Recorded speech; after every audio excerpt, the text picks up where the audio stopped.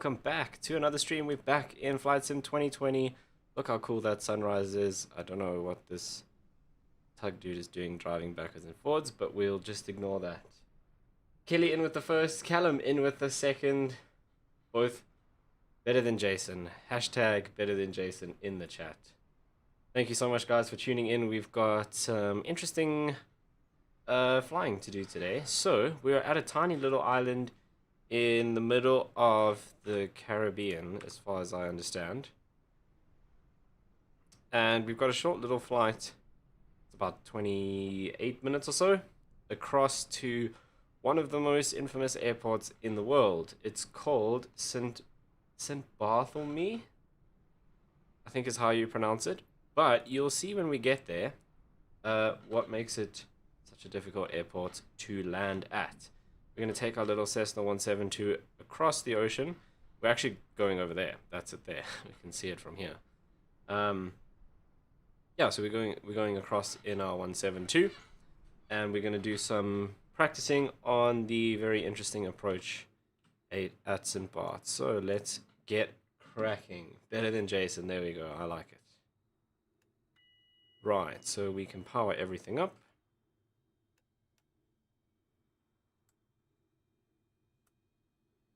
We don't need piezo heat at the moment. Make sure the fuel is on. We can turn the sky on. Squawk 7000 is fine. We have our route over there. That's perfect. Let's make sure our QNH is correct. Right, then I think we are ready to go.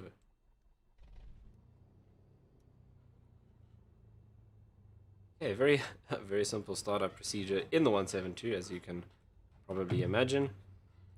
I think it's one of, if not the top training aircraft in the world. If it's not first, it's probably second.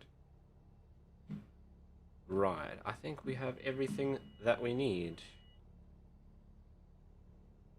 Okay, we don't even need flaps for takeoff. Can anyone see a windsock? I don't see one. Right, so I'm not sure which way the wind is coming from.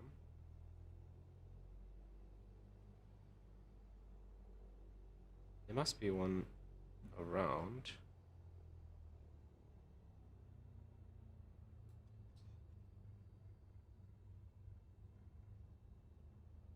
Okay, well, in that case, we shall take off towards our destination. How about that? Yeah, I don't see a windsock anywhere there, which is weird because this is one of the handcrafted airports. It should have, I mean, it's very nicely detailed. In fact, to show off the detail, let's take off this way. And then we can do a little flight around the island and then head out. Yeah, I don't see one either, which is very strange, because this is one of the fully modeled airports, so you would expect that. Now, actually, I didn't check for this airport because there's no charts that I could find. Hopefully we can take off this way, because when we get to the other end, there's only one direction you can take off. I'm wondering if this isn't the same. We'll see when we turn around here what we are faced off with. No, we're fine. We can take off this way. We just have to turn to the right. We're not going to turn to the left. Nice uphill takeoff. This will be interesting. Let's do flaps 1 so we can lift off at a lower speed. And here we go. Okay, no need for any instrument procedures or anything today. We're just going to do nice VFR hand flying. The wind is actually fairly strong, but it's coming, it feels like it's coming from the right. That is a very interesting rock, and we're gonna die. No, yeah, we did. What? Okay, I have a slight issue that I need to go fix. Okay, that didn't happen. I need to go and change What am I looking for? Oh no, it's not in general, that's why. It's in controls. And make sure. And that's all on. Oh geez, they've changed all of this again. That's fine. This is new. Okay. Great start. Maybe we shouldn't take off in that direction then. How about that? Okay. I just want to test.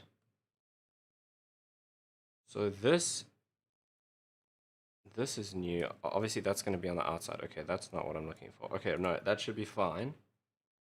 Maybe it was just the uphill that's an issue then. Right, we're starting again. I didn't actually change anything. Let's try that again.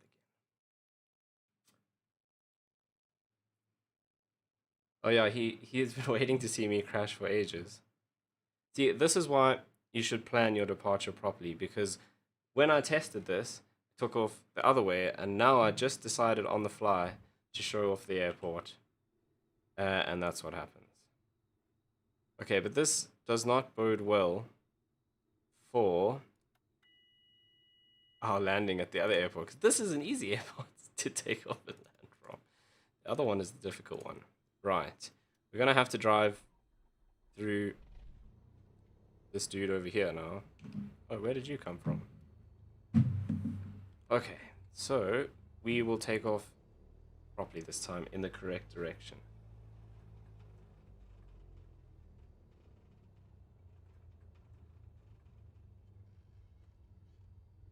So congrats. You guys are the first to witness me crash on stream. That's the first time. And it was just because I didn't plan everything properly. What a baddie. Okay, so when I said the runway was uphill, it was a lot more uphill than I thought, to be honest. Whoops.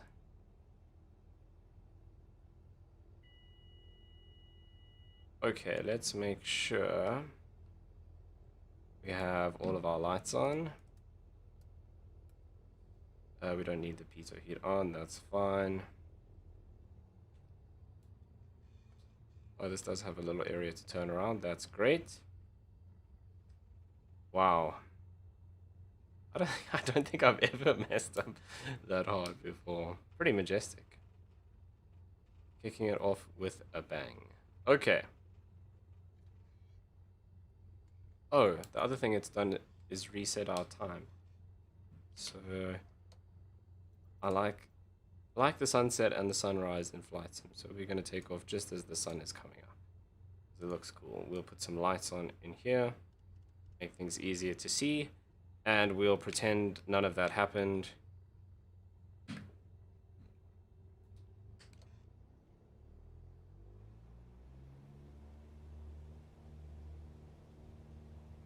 Right, here we go. I'll do a circle around so I can show you the island, because it is actually pretty cool. This runway is super short. Okay, it's a pity there are no charts for it, otherwise I would have realized that. Anyway. Life goes on.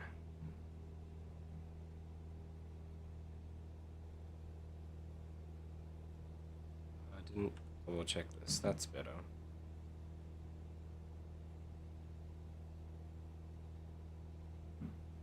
Okay, let's do a bit of a circuit around so we can check out the airport. Or the island itself.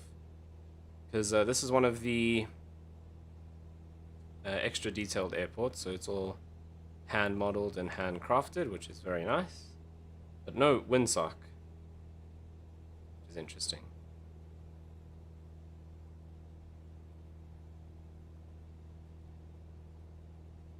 So Kelly, I think, to be fair, that might have been even worse than any of Darren's attempts, which is a little bit worrying.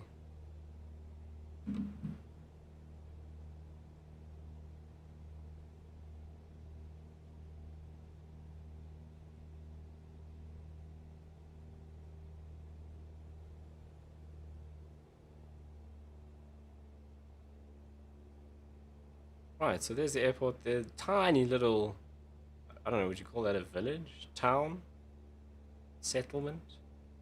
I mean, it's very small, just a few houses, but I don't know if it's a village. They have their own airport. All the way up. Okay, it goes all the way up that side, so it would probably be a city, I guess. Just goes around the island.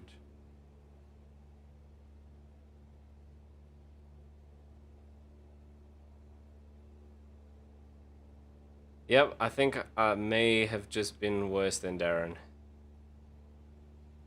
Speaking of Darren, can you just share the stream on the 404 Facebook page?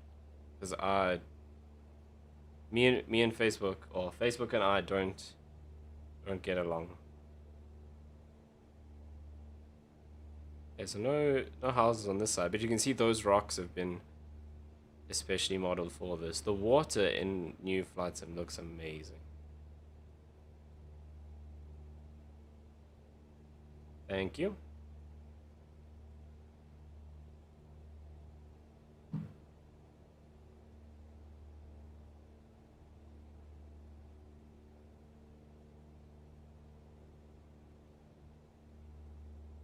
Right.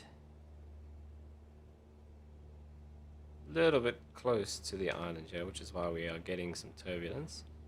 Geez, look at that road. I would not like to drive up and down that. Although, to be fair, in Flight Sim, the angle of the road would be a bit exaggerated. But I can guarantee you in real life it's still not going to be too fun to drive along. Right, we are making it nice and bumpy for ourselves because we're going through the gap here. But we kicked off the stream by dying, so I feel like this is probably not too bad.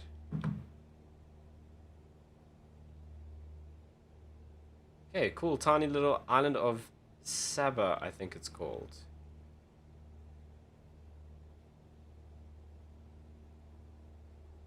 But we are going not to that island that we can see ahead. Ooh, very bumpy.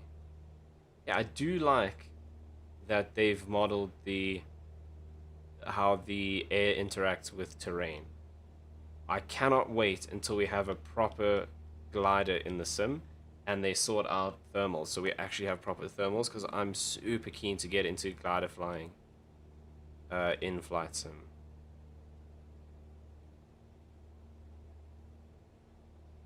Right, we don't actually need to be this high now. So we'll go back down 1,500 feet will be fine.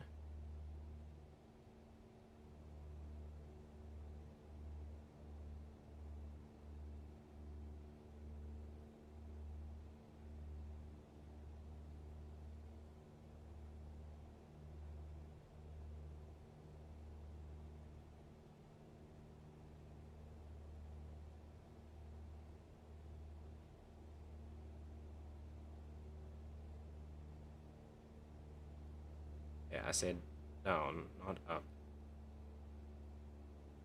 Oh, I said it was that island earlier, didn't I? It's not that one. It's a little bit further. It's actually that one that we can see in the distance straight ahead. That's where we are going.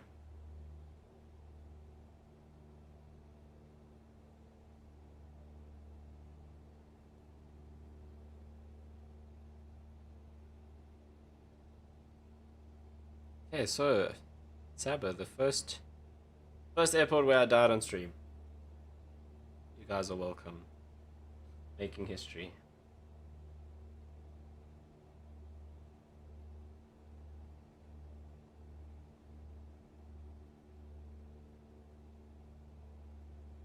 What's my power looking like? Bring it up a little bit. Give us a little more speed. I think the coolest thing about the water in Flight Sim is if you look, you can see the different patches. So like you can actually see the currents and things. It's not just like a blue texture with some waves like it is in all the other Sims. That's really cool that they've modeled it like that.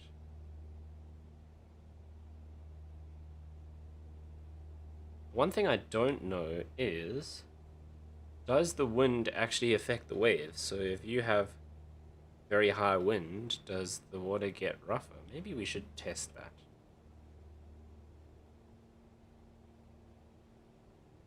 Let's do that. So, turn on the autopilot, and it can just hold us steady for now. We'll also just go on to altitude hold. That's perfect. Oh, I didn't turn this on this time. Whoopsie. Okay, let's go into our weather. And just choose whatever, it doesn't really matter. It's gonna freak out, but if we take the wind, let's add a wind layer. Oh, there is already one right at the ground, and let's have a look at the waves. Oh, is it just me or are the waves different? Why does it look so different out there now? Maybe the wind does affect it. Let's pick the speed up. Okay. I've killed us again. Oh no, man. But I can confirm that the wind definitely does affect the water. So my issue, I thought it was actually adjusting the wind as I was moving the slider.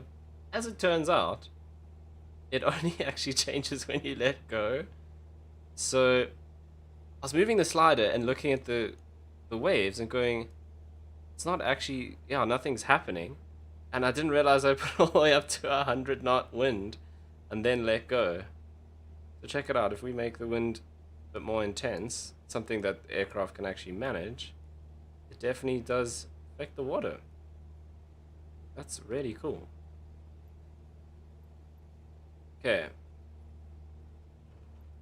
Let's try and survive the rest of the flight. How about that? We'll get us back up to our altitude. Okay, so there's another thing I didn't know. When you manually adjust the weather, it doesn't actually apply it until you let go of the slider. Also, in reality, with that kind of wind, I don't think the plane would have stayed in one piece, if I'm honest. Okay, I promise from now on I will be fully professional.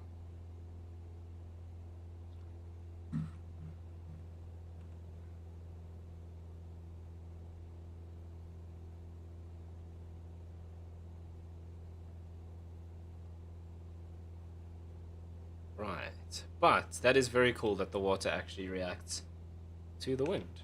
Super impressed with that.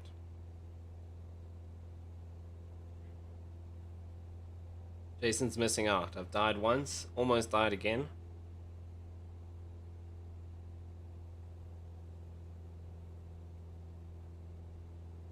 Yeah, so that's the island that we're going to that we can see up ahead. Why did I think it was this one?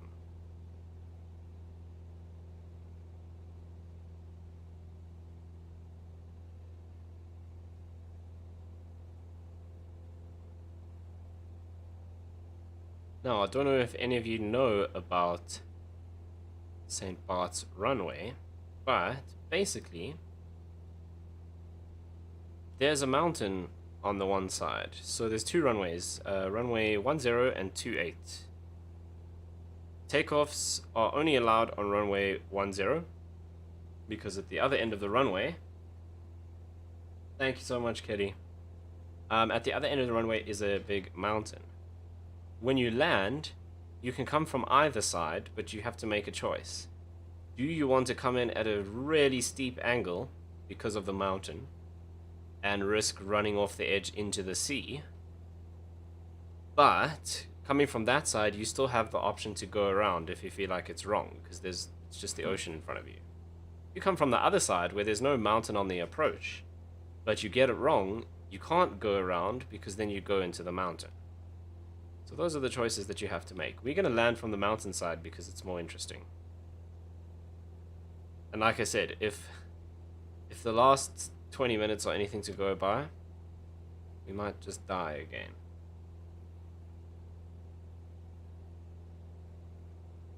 like I said, I'm taking it seriously now.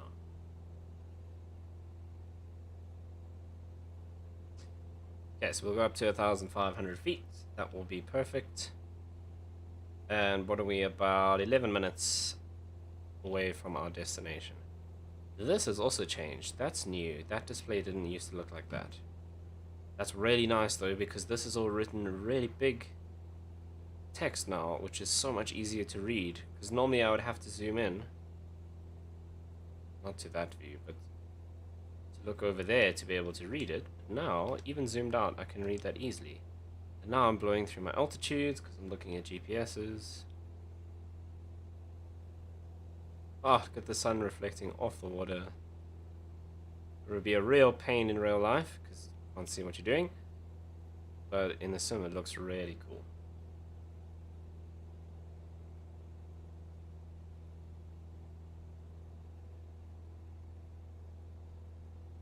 Alright, hope you guys had a fantastic Monday and kicked off your week to a good start. I had a great day flying around. I was flying helicopters, which I'm going to do again on the stream. I was actually very impressed. So my first helicopter stream didn't do so well, but the one that I did the other night is actually doing quite well. So I'm keen to do some more helicopter stuff. There is a streamer that I watch very often who set up a charity project where they are releasing helicopter ports in London, and there's also an air ambulance mod where you get called out to rescue injured people, do search and rescue missions, all the kind of air ambulance tasks around London. And so I picked that up. All the charity goes to the London Air Ambulance, so when you buy the scenery, goes to the London Air Ambulance, which is really cool. So I'm keen to do some air ambulance stuff on the stream as well. Just need to get a little bit better at flying my helicopter. Yeah, so it's even more interesting than like what we were doing in Joburg the other night was just FSEconomy, so just flying from one airport to another. Whereas this, you get given a location and you have to go out. If it's like a car crash or something, there'll be ambulance and police cars and you see the lights flashing and you go find them, land, pick up the patient, take them to a hospital. Otherwise, there's also like search and rescue stuff where it's out in the mountains and like, hiker got lost or everything. Every single scenario has its own story and all the stuff, information that you give you, which is really cool. And then if it's the search and rescue stuff, you have to go and find them. So you have to go out and actually look for people or a campsite or whatever. I've done a few of the missions. I'm just not great at flying helicopters, which is my biggest issue. So I think that'll be interesting. At least more interesting to watch that than, you know, just flying a helicopter from A to B where you fly in a pretty straight line. The one thing I am trying to do is London has a very strict procedures for where helicopters fly around in London, so I'm just trying to gather as much information about that as possible so we can do it more realistically. So I've found all the different heli routes through the London area. I'm just trying to work out the different altitude restrictions for the different parts, for the different routes.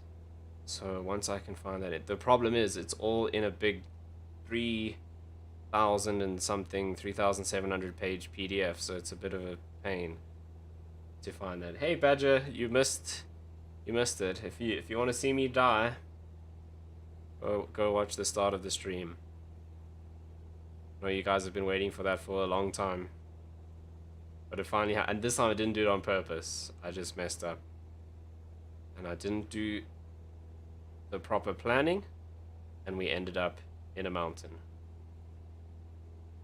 But thanks for tuning in. Always appreciated. Hope you are doing well.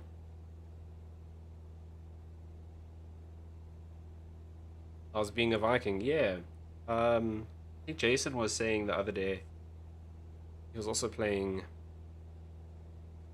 It is Valheim, right? That you're playing. not Assassin's Creed.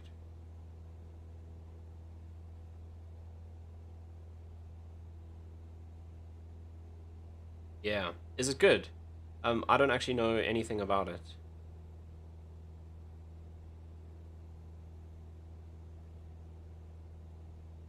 Alright, I need another water. Okay, we are about 6 minutes out from the next little island.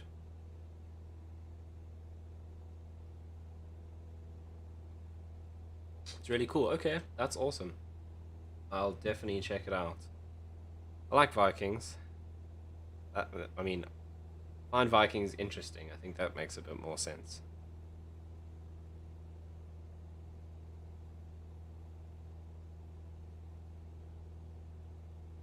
Okay. 5.5 minutes.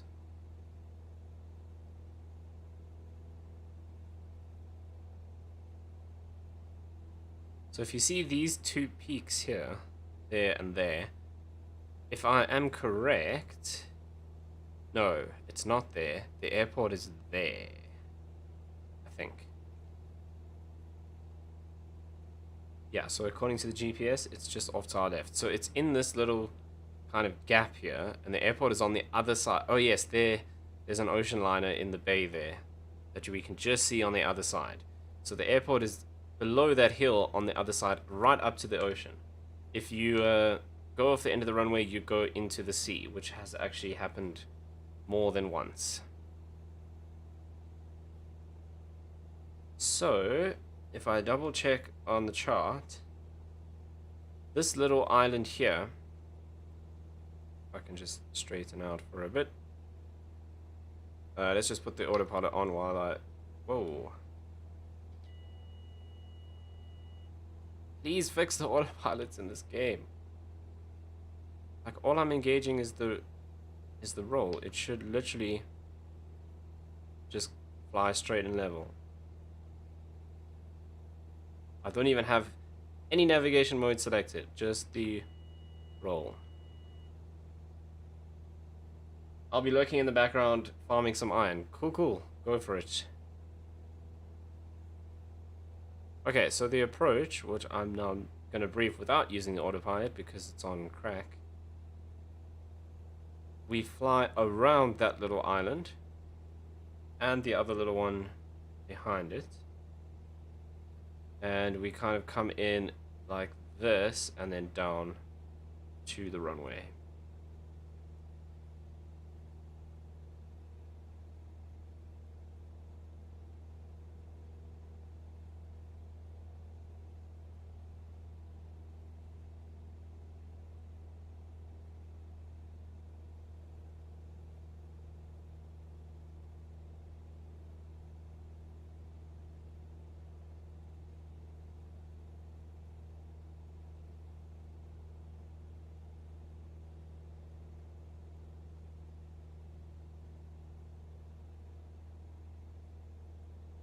Yeah, what's our altitude like? We're a little bit low.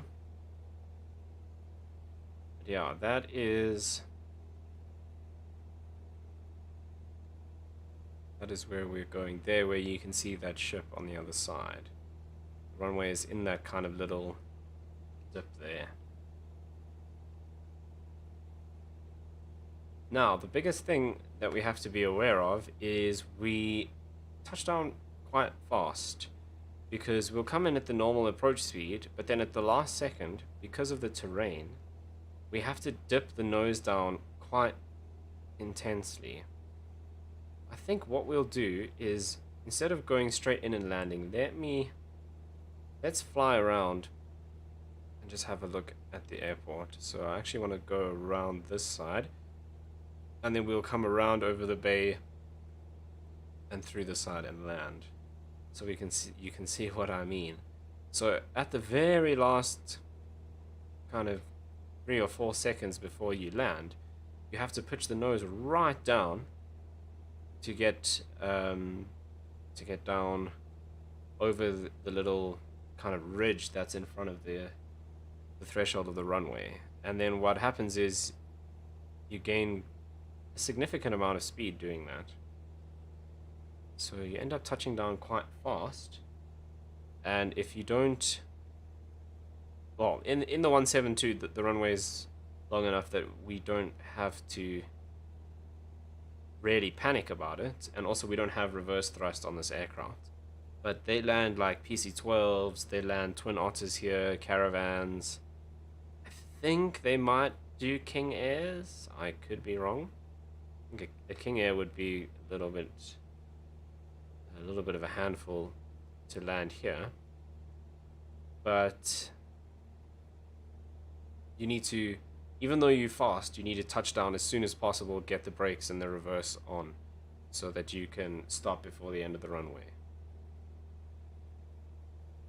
Right, the runway is actually down there. So here you can see the hill, and there's a road with a traffic circle at the top here. And the vehicles actually have to be careful of aircraft coming in on approach, because they are so low that it often it looks like they're going to hit the cars with their wheels. So that's where we're going. So there's the runway. You can see the threshold is there, but we've got this huge ridge here. So as we come in over the road here, we dip our nose down and touch down on the runway. If you go off, you're in the ocean. Simple as that. That is a very big ship.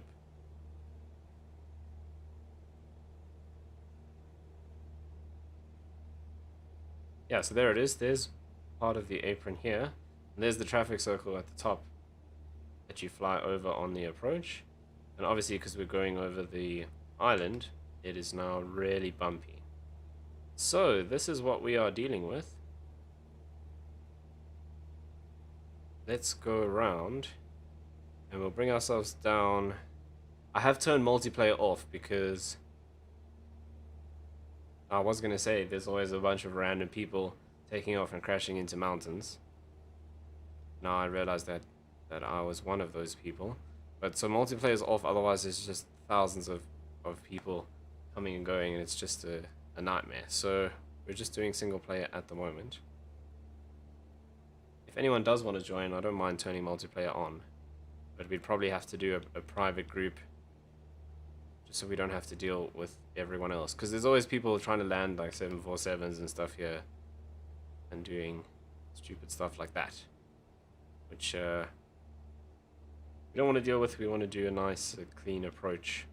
So we're going to come around, get ourselves down to about 1,000 feet, nice and bumpy over the islands.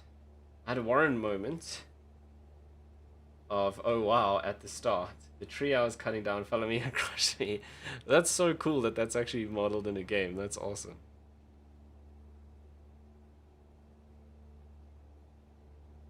Right, there we go at 1,000 feet. So we can keep ourselves there for now. Come around the little peninsula and let's try and do this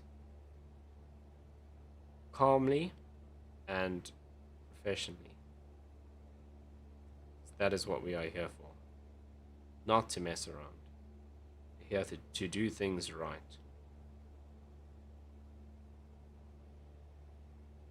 Stop laughing. Okay. So there's the little island. We're looking for that gap. And we're going to start slowing down and getting the flaps out. Best 1 gig game ever. Jeez, okay.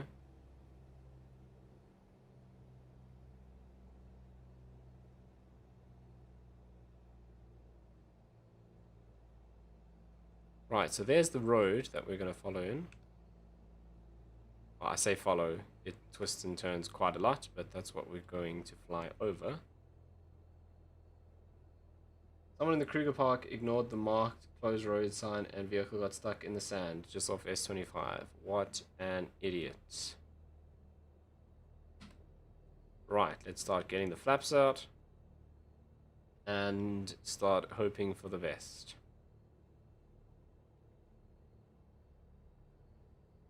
Okay, we need to come over this side a little bit.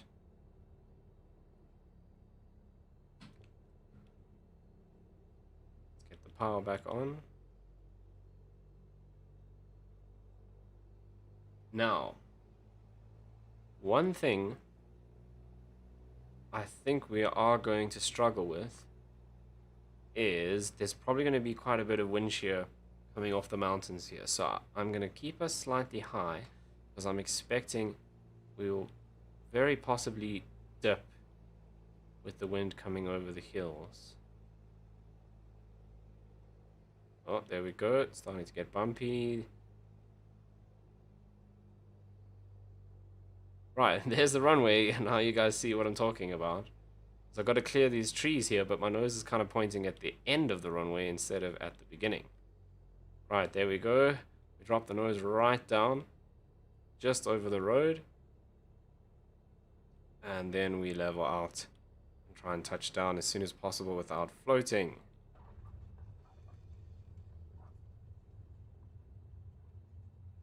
Right, and it's not a crazy short runway here. It's a decent size, so not too much of an issue with runway length.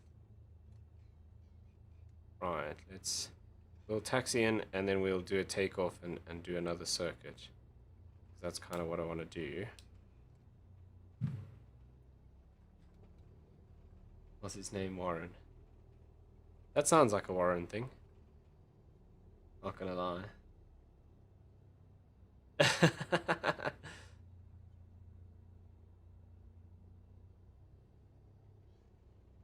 Poor Warren, he gets so much flack.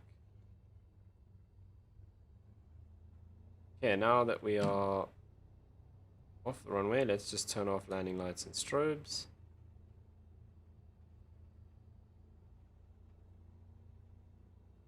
Okay, so have a look at what we just came over. There's the road that comes down. Pretty intense.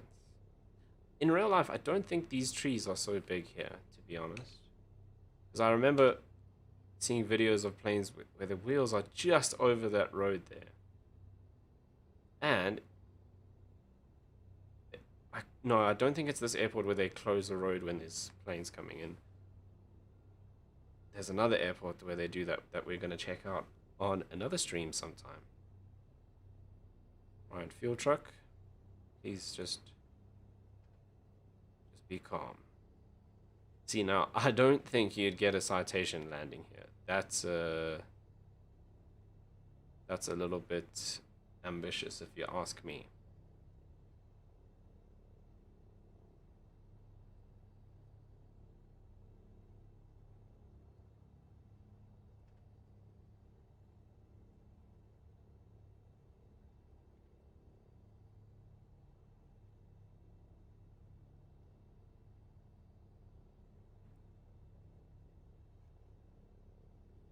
Right. Why am I clicking on things? I actually have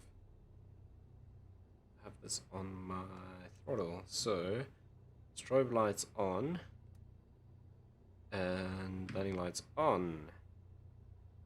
Right, we don't need flaps for this, but we are going to take off, turn over the bay, come back around the peninsula like we did before, and then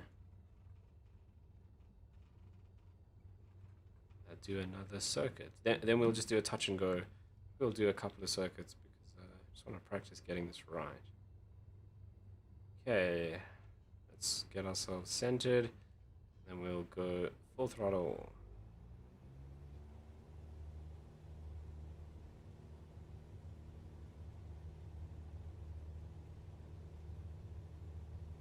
Oh, a little bit of wind there. 60 knots, we can lift off. Get everything leveled and trimmed out. Go around the big ass ship. Don't have any flaps, so that's fine. Climb out at about 70 knots. And then we have to turn to avoid the mountain. But that's perfect because we're going this way anyway. That is a huge ship. I mean, where would that thing even dock here?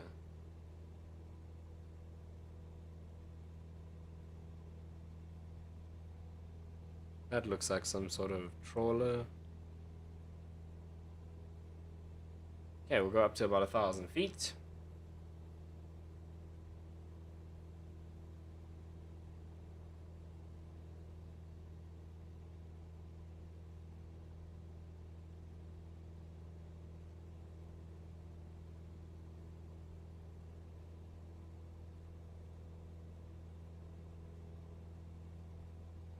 I was thinking earlier, I wonder, 'cause I know they operate PC-12s out of here in real life, but PC-12s are good at short field takeoffs and landings. I was wondering if you could safely land a TBM there. Now,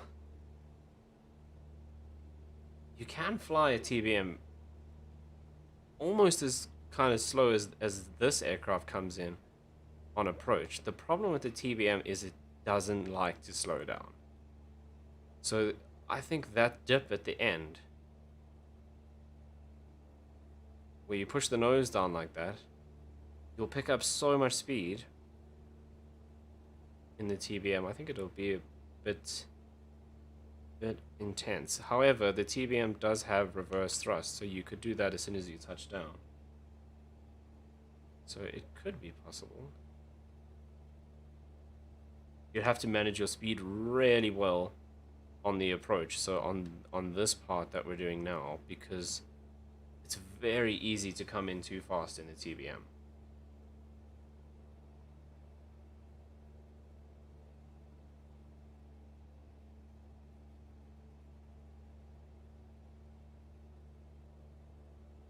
I know that Aerosoft is working on the Twin Otter, the Twatter, for Flight Sim, so when that comes out, I'm super keen for that.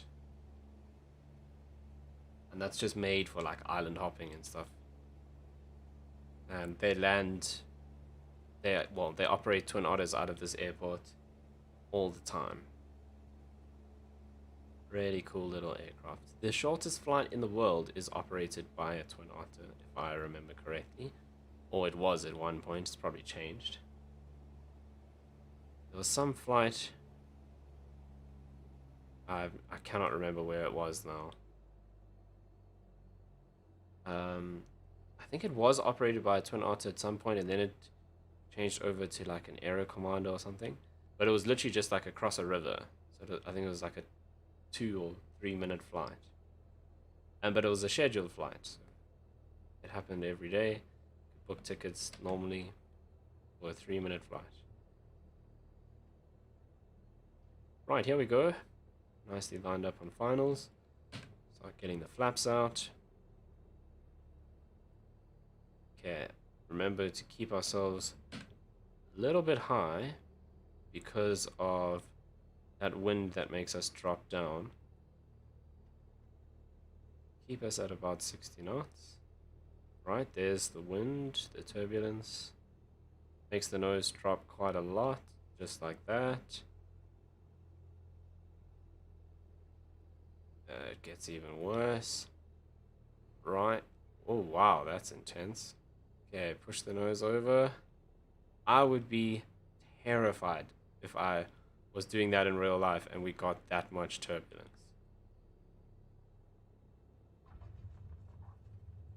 Okay, ditch the flaps.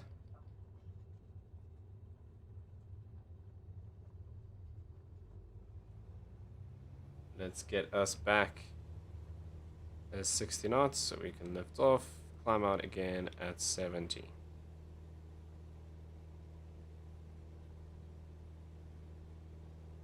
There's 70 knots.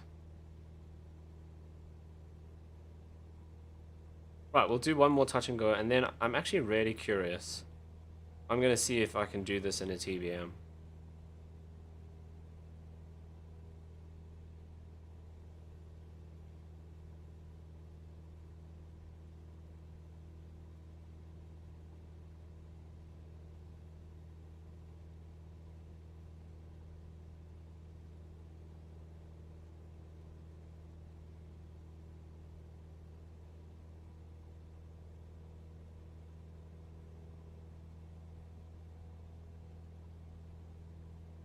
Yeah, it's a really big cruise ship. I wonder, I don't know if something like that would operate here in real life. Like, where would they dock that thing and offload? Unless they just stop it out there and ferry everyone across on smaller boats. That seems like a nightmare for you. Got like, I mean, how many people can go on that thing? It's a few thousand. Got a troll trying to visit my base behind me. Oh, good luck, Dave. Do you mean like a troll as in a person that's trolling you, or like an actual troll? Because I don't know anything about the game, but I think both are a possibility.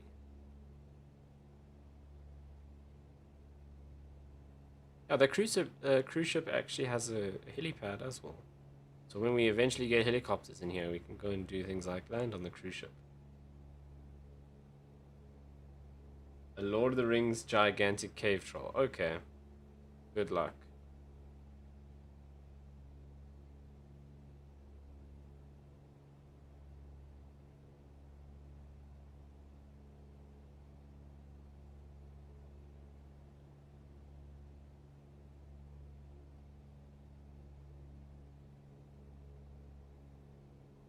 Right, we can already start bringing the speed down. Like the one in Harry Potter, yeah. Because you don't watch Lord of the Rings, because you're a baddie. It's probably bigger than that one, to be fair.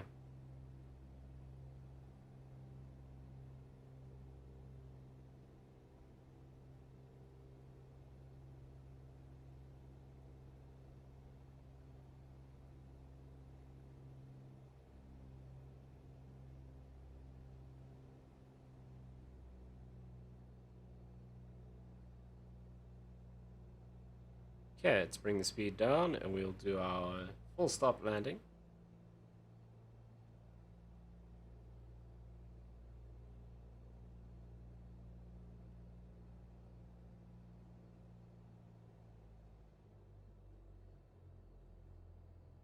Like we're a bit higher this time. Oh, we're still at 1,000 feet. Okay, we can start getting the flaps out to help us slow down a bit. Although I don't mind being a little bit high because of that turbulence.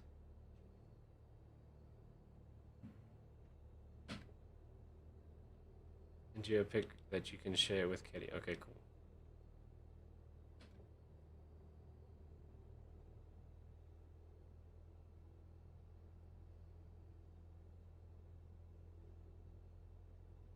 I feel like the wind is getting worse.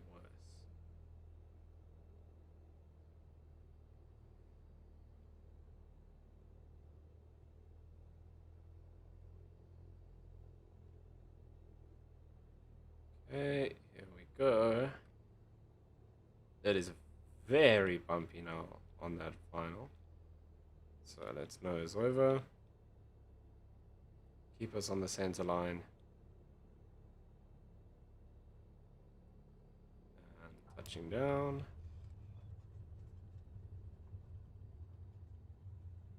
Right, there you have it. Welcome to St. Bartholomew. Very interesting approach. Right, if my rudder can listen to me, thank you. Okay, I think we'll try this. Let's get rid of the flaps. Let's try this in a TBM and see if we can make it happen. Maybe we'll do it in a King Air as well after that. I feel like a King Air will be more difficult than a TBM.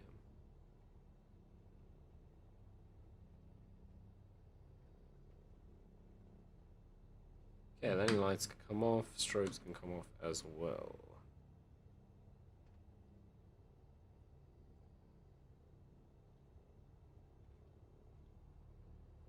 These ground vehicles really have a mind of their own. Do the most random crazy stuff, like you just turn around, whatever.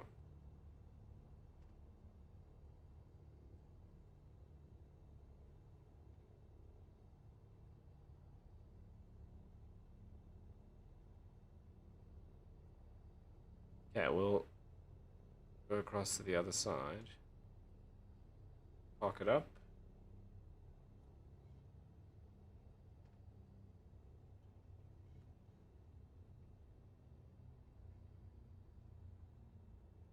Okay, strobes on across the runway.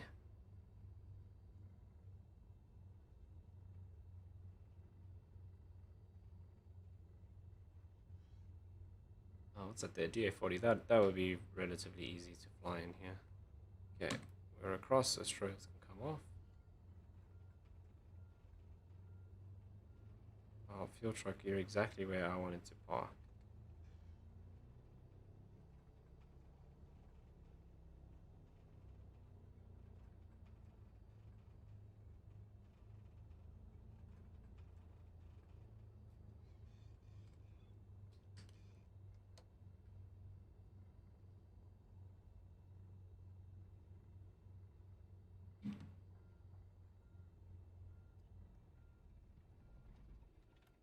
Yeah, let's just shut everything down.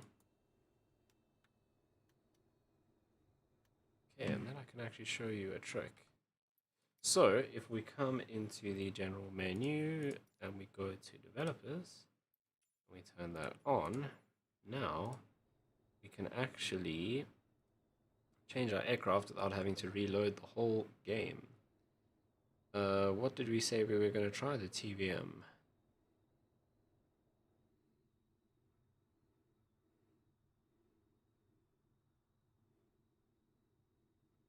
So let's load up the TVM. And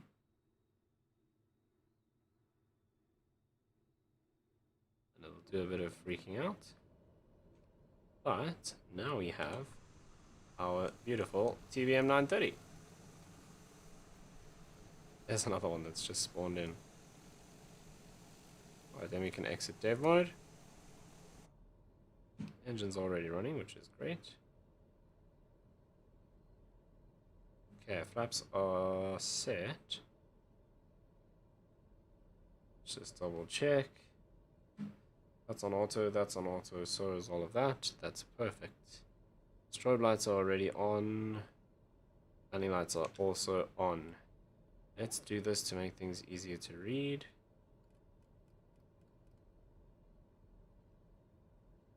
Thanks, Dave. Yeah, I mean, I kind of have my hands full at the moment.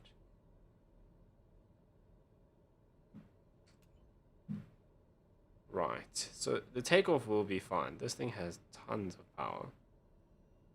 Landing, however, I think is going to be quite interesting.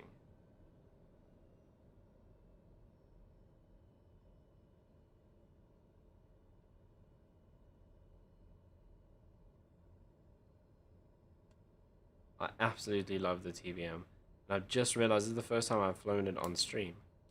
Fly it a lot in FSEconomy, but I use it for the very long VIP transport routes where it's like a 4 or 5 hour flight. So it's not the best for streaming because it's literally just like 4 hours of cruise.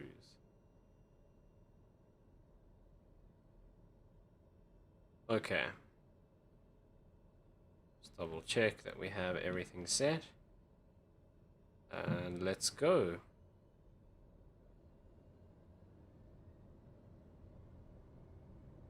Right, so we are jumping up to a lot more complex aircraft. So the workload is going to be higher. There's going to be more for us to think about. That's okay.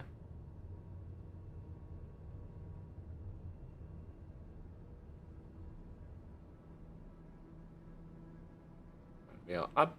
Let's go gear up. Flaps up. We'll do our same pattern.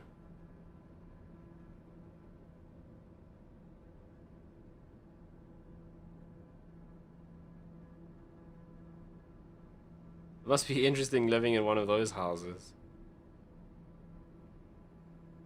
Right, now I don't want the speed to run away with us.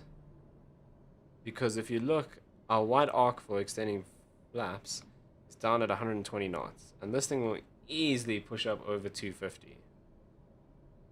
What have we got a master caution for? Oh, we don't. It was just the sun. But we don't need the inertial separator. We can turn that off.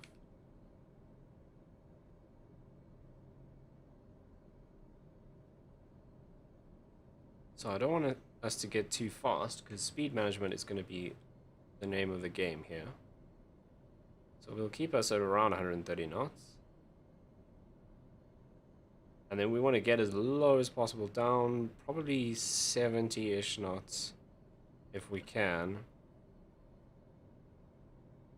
on final. So in the 172 we come in at about 60 knots. If we can get close to that in this, I think we'll be okay.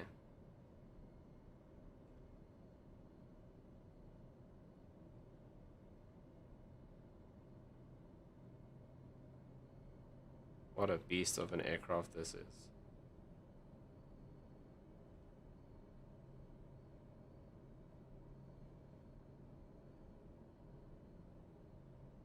Okay, getting a bit fast now.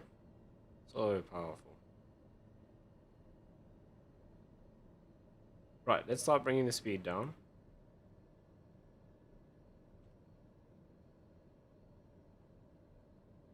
And we can already start doing things like gear and flaps as soon as we get into that white section. Okay, flaps on. And now you'll see the speed comes back quite quickly because of the extra drag, which is fine.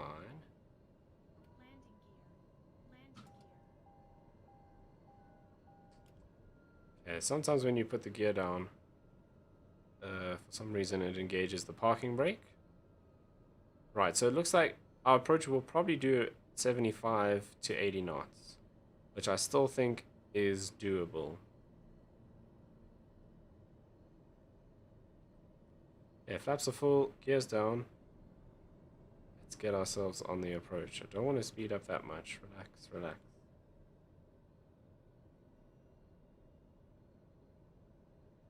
Okay, we're descending a bit too much. Let's sort that out.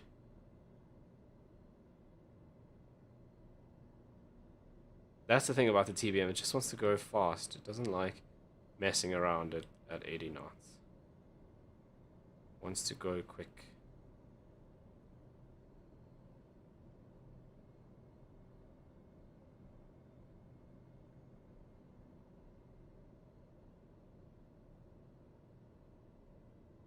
Other thing, when we slow, we have a relatively high nose, and the TBM also has a long nose. So it's going to be a bit more difficult to see.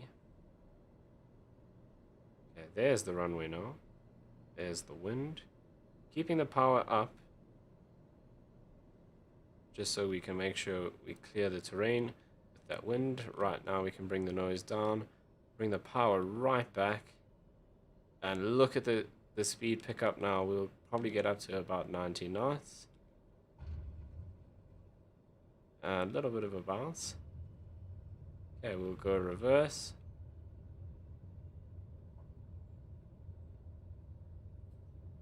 Reverse is not happening. There we go. Right, so that was actually fairly safe.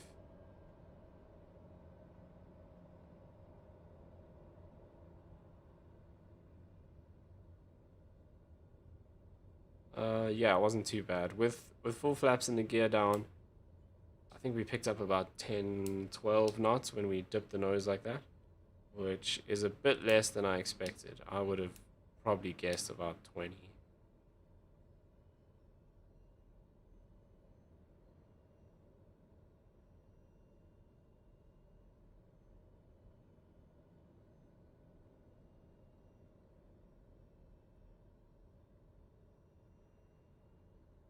Right, I reckon we try it once more in the King Air.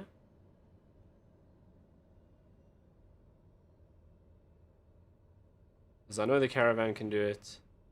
Anything smaller than that, the Baron will be fine. The Bonanza will be fine as well. DA62 will be easy. All of the single engine pistons will be fine. I don't think it's even worth trying any of the jets.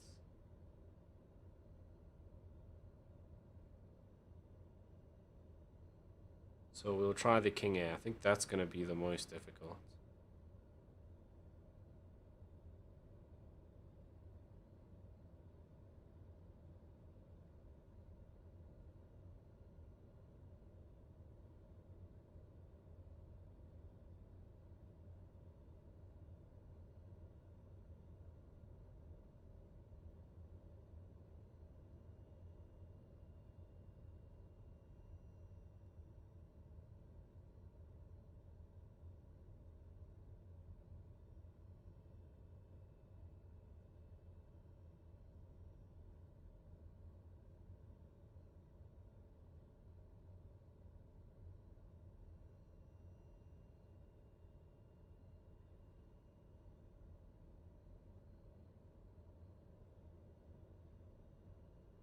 I'd rather hear planes than trains or buses, to be honest. Yeah, no, sure.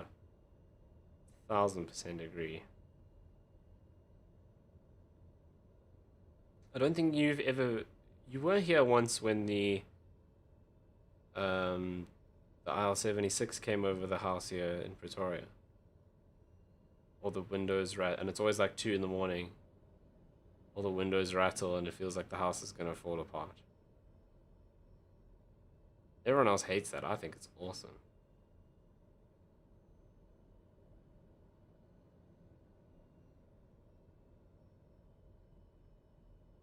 The IL-76 is a big Russian transport aircraft. And they use it to... it's part of shipping food aid, flies into Waterkloof, and in Pretoria our house is right on the approach path to Waterkloof Air Force Base. So as it comes over, it's super low because it's just about to land, and it rattles the entire house. And it always comes in because they fly in from North Africa, so it's always coming in at like 2 a.m. I think it's awesome. Right, let's switch over to the King Air and see if that'll work.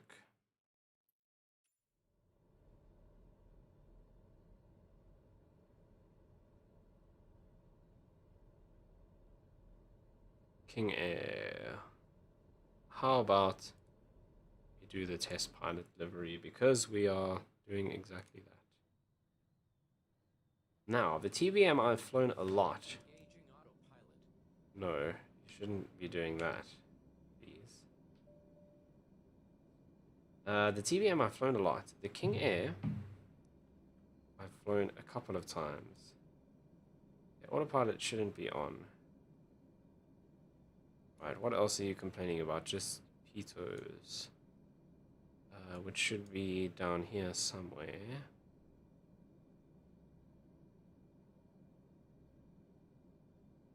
Okay, so then there must be this side.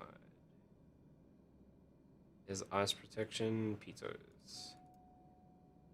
Okay, ignition shouldn't be on.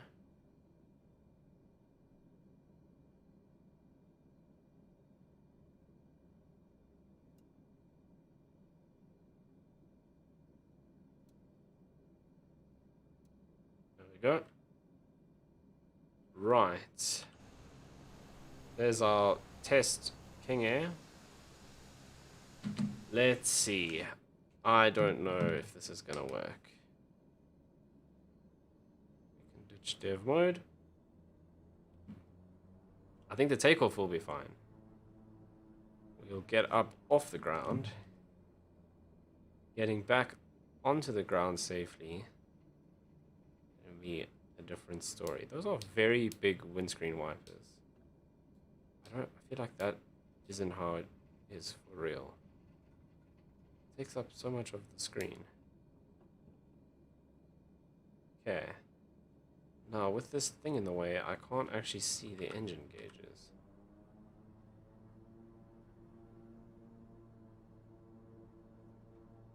So same engines on the King Air as the TBM, except the King Air has 2 of them.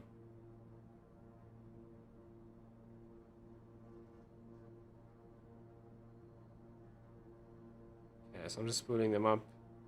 Should go into the red ITT soon.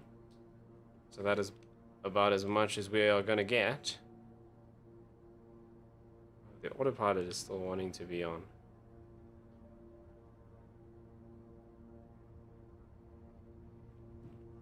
Nice twitchy flight sim rudder. It's really good. Yep. Okay, no, this rudder is ridiculous. Okay, are we gonna have enough airspeed to get up? Just barely. Let's go gear up right away so we can get as much speed as possible to climb out of this. I think in real life this would be a little bit sketchy. I wouldn't really be too keen to do this in real life. Also, we're not even very heavy. We've got less than half fuel and no passengers. Not even going to put the flaps up. We are going to keep the speed down.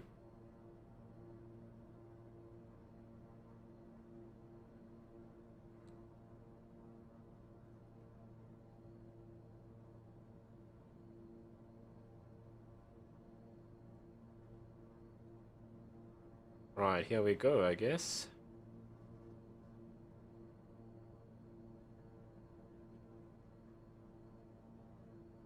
Okay, I should have leveled off at 1,000. A little bit high.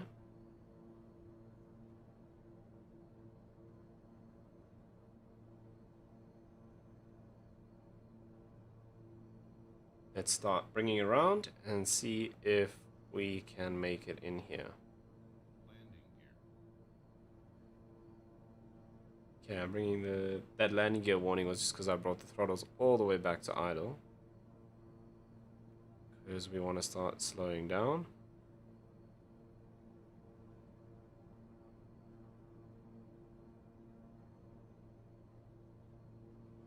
Let's get another stage of flaps. It's going to complain about the gear, but that's fine. We'll put those out as well.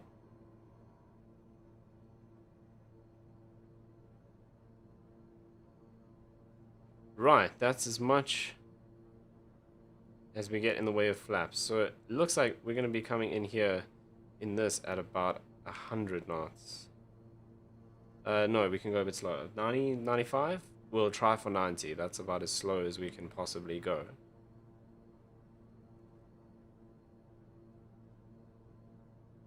I need my reverse thrust to work better than it did on the TBM. It was quite late to engage for some reason.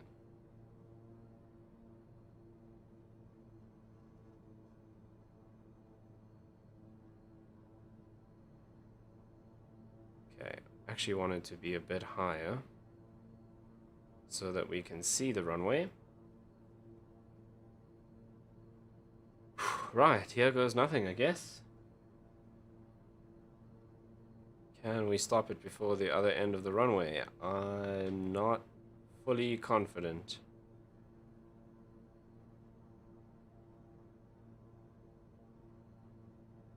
Okay, let's bring the speed down. What are we, 96 at the moment?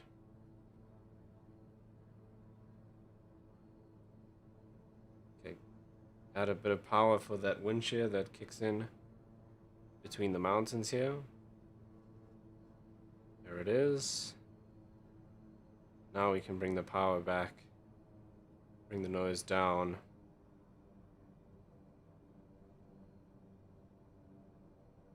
This feels super fast. Oh, really bashed that onto the runway. First thrust, and the rudder just can't hold it in this aircraft.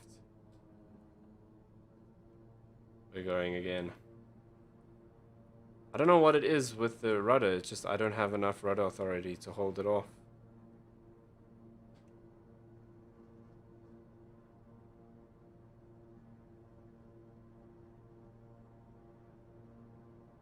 We didn't have issues with rudder in the TBM or in the 172. But that was full right rudder and we still went off the left of the runway.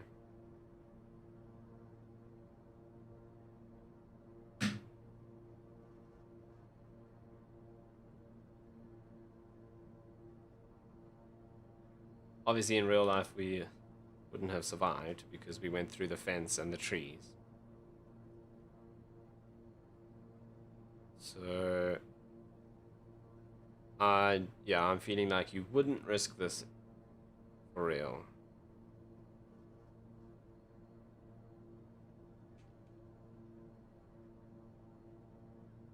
We'll try it once more and see if we can get it to stick. So the biggest issue there, I think, was just that we touched down very hard. If I can smooth out that transition a bit, it'll give us a much better chance. But, yo, you come in super fast with that pitch down. Maybe we'll try coming at a little bit shallower of an angle. No, you see, that's not going to help. We still have to push the nose way over to make the threshold.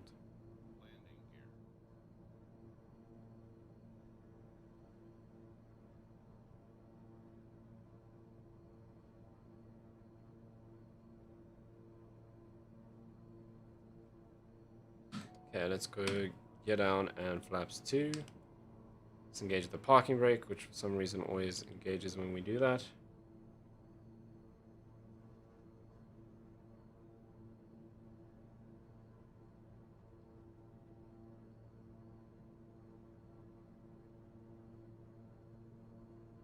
Right, attempt number 2.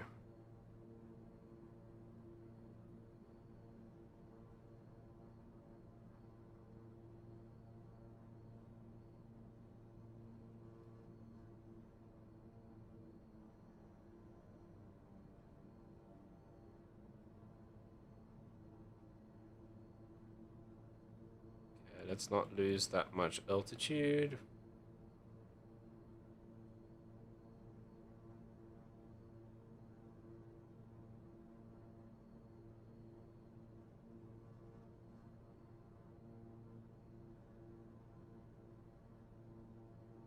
Okay, what are we at? 92 knots. That's as slow as we can go. We're not going any less than 90. Okay, let's keep us a little bit higher. Actually, no. We're going to start bringing it down. We're going to skim the top of those trees with our wheels. We want to have to pitch down as little as possible. Just keep the power on a bit for that turbulence that's going to come as we cross the threshold. It must just be the wind that's so strong that I can't hold it with the rudder. Okay, waiting for the turbulence. There it is.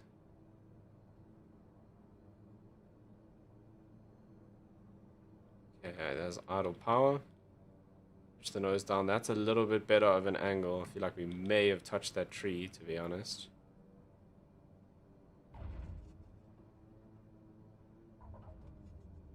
Okay, there's actually got reverse thrust in this time fairly early and full brakes. That bounce was rough. Okay, maybe this is doable. We need to... Because we stopped with quite a bit of runway to go. So I think what I need to do is do the pitch over, obviously to get the nose down to make the threshold. But even if we float a little bit, let's get that under control before we touch down so we don't bounce. And then I think we can do it alright. So let's give it one more go and see if we can do that.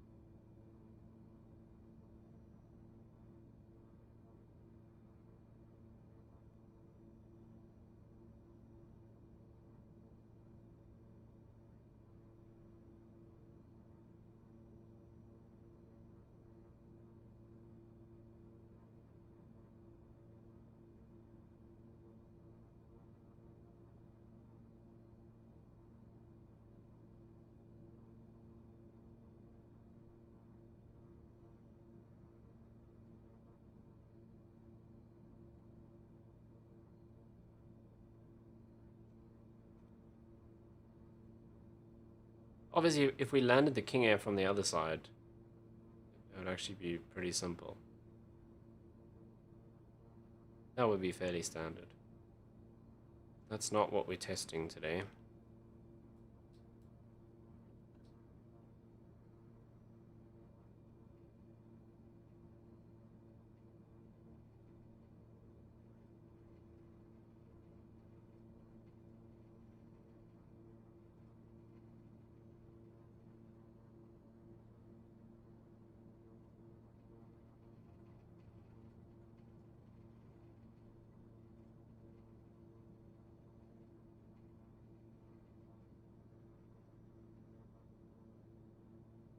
Yeah, the takeoff was actually a little bit more of a struggle than I imagined it would be.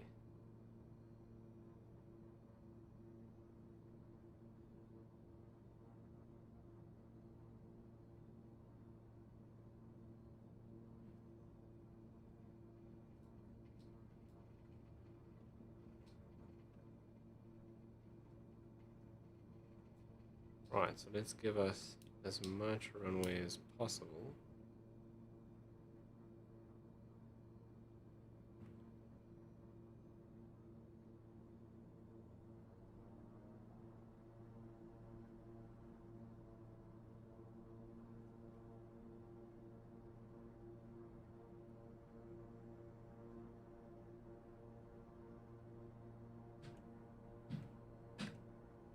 Yeah, flaps 1 for takeoff.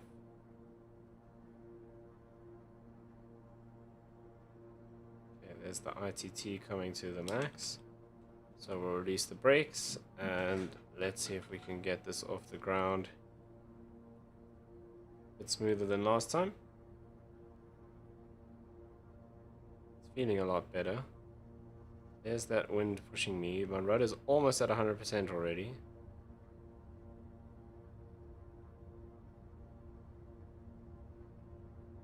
Yeah, that's a lot more controlled.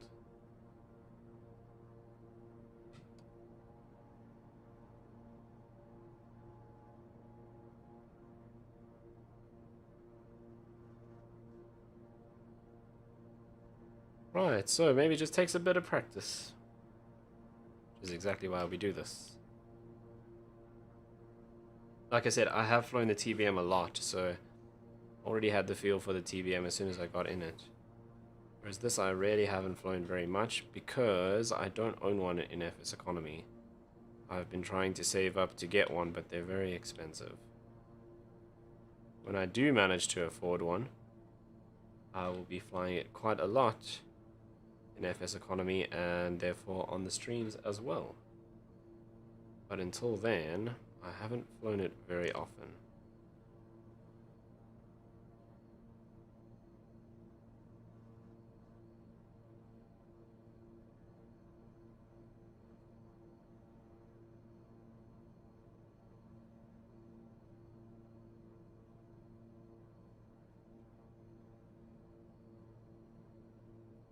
Okay, we can already start bringing the airspeed down.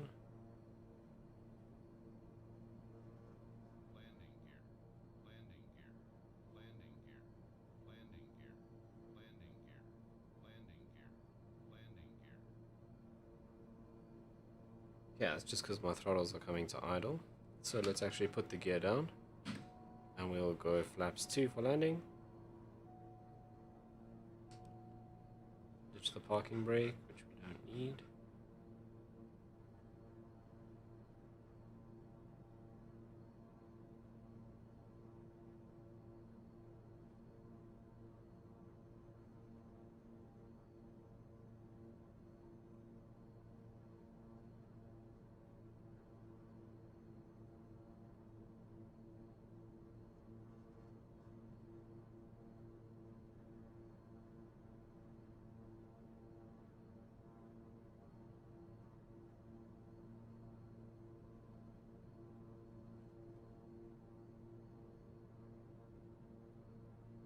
Okay, bringing it down again to 90 knots. Right, gear is down.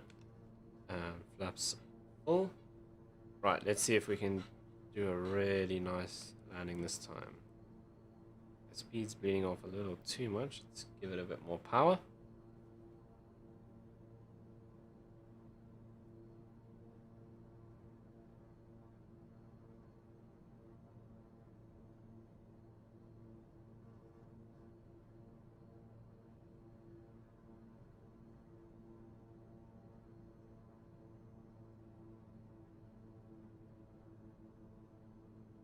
Okay, watch for the wind.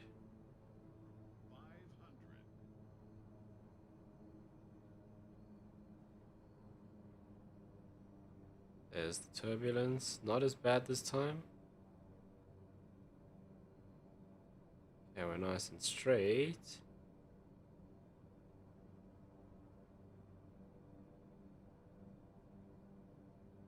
Oh, that's too much overflow.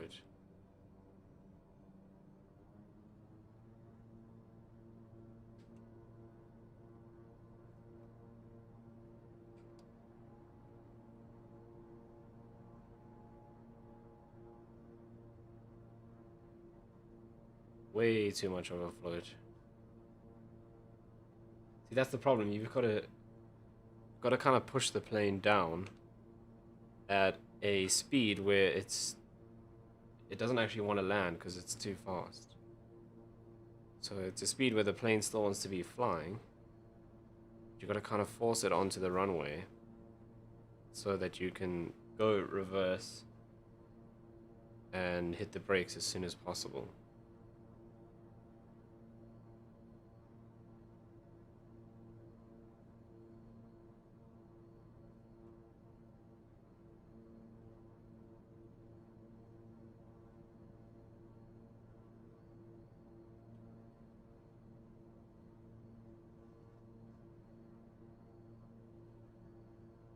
Right, so first time flying the King Air on stream as well. Flown the 172 before on stream. But tonight was the first time for the TBM and the King Air. TBM was very successful, that was super easy. This, on the other hand, is a lot more of a challenge.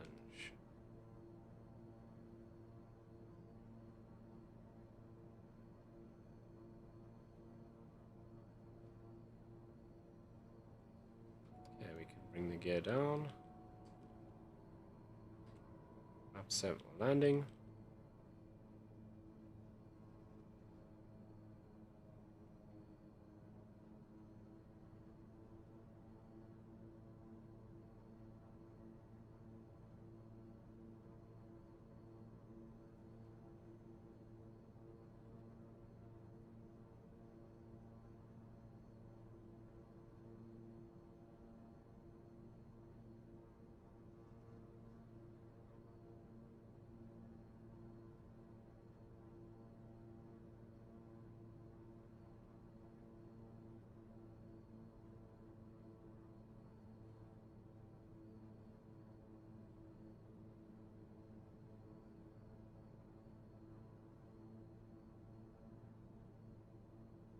Right, let's give this one last go.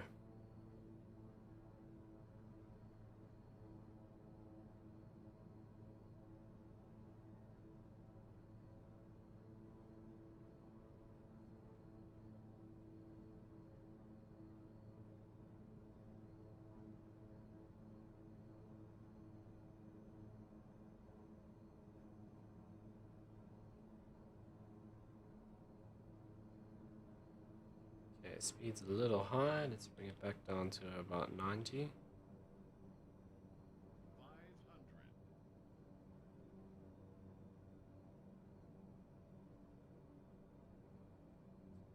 There's the turbulence. Speed's still picking up and my throttles are already at idle. That's a big one.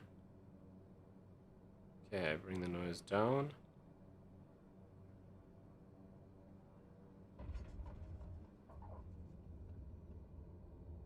Not the smoothest touchdown.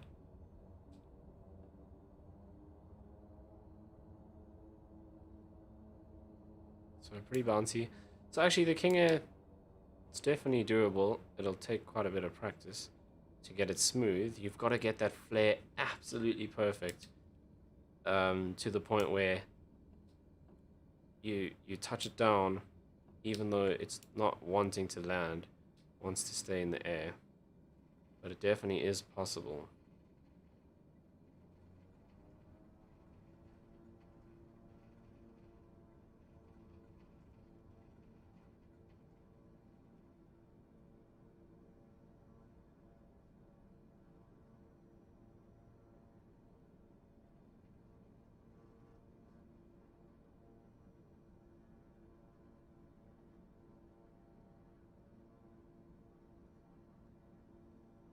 This is interesting. It's my right engine. is stuck throttled up higher than my left engine. Why is the prop so high on the right engine?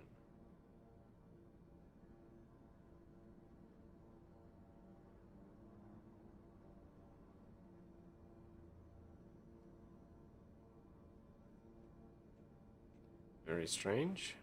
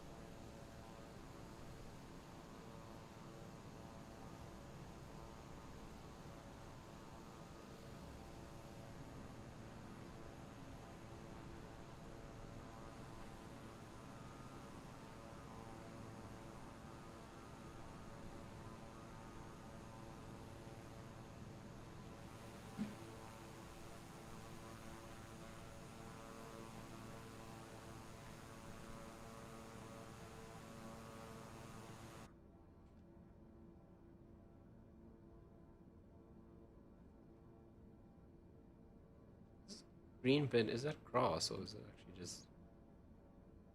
No.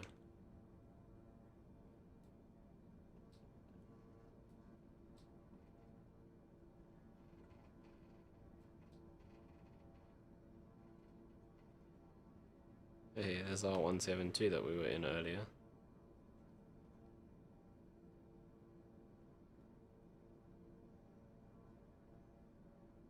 Yeah, we'll turn to the left because our right engine is for some reason powering away, even though the throttle is at idle.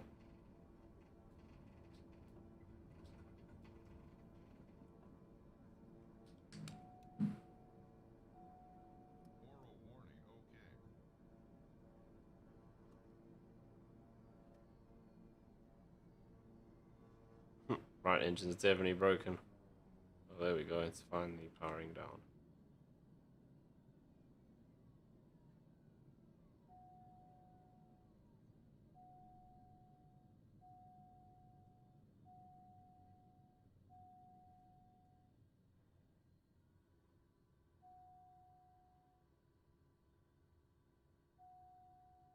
Right, then the last thing we have to do for this evening is a quick FSEconomy flight.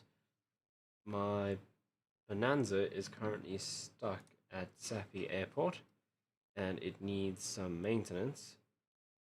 So I'm quickly going to fly that over to Skakusa where I have a maintenance facility so that we can get that up and running again.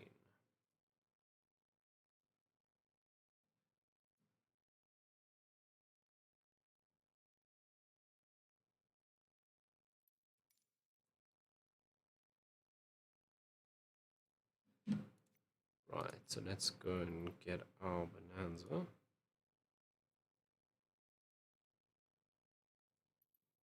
Which is this guy.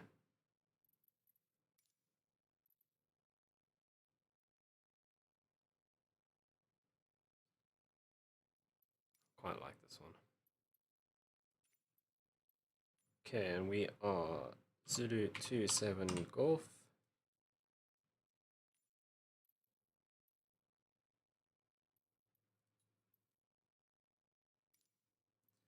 And we're going over to Skakusa. 20-minute flight. That's perfect. Let's load that up.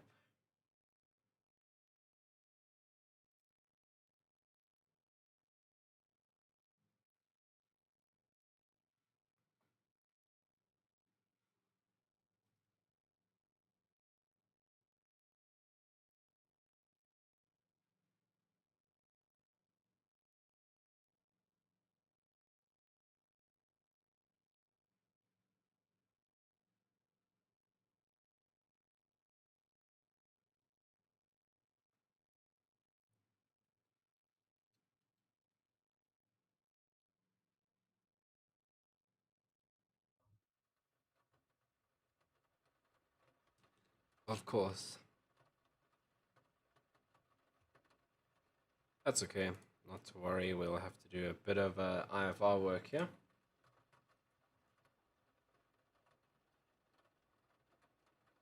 Right, let's get that flight running for FSEconomy. Okay, so this is going to make it a little bit more interesting. It's horrendous visibility.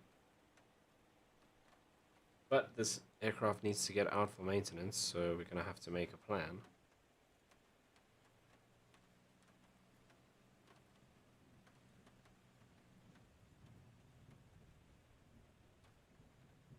Right, let's have a look. Okay, we'll turn on the batteries and the alternators. Avionics can come on. Pitot heat definitely will probably need anti-ice. We'll double check that in a bit. We'll turn on the nav lights along, and we'll turn on the beacon because we're going to start the engine. Panel lights, taxi and landing we'll sort out in a bit. Right, let's make sure that this is fully forward, and so is this. Fuel selector, left is perfect.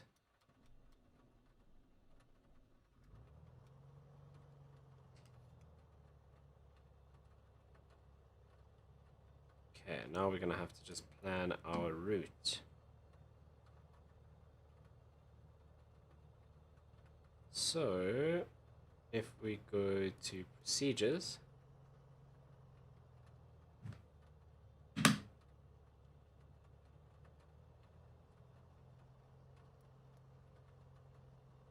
don't know if Skakusa has any. It's definitely no ILS at Skakusa.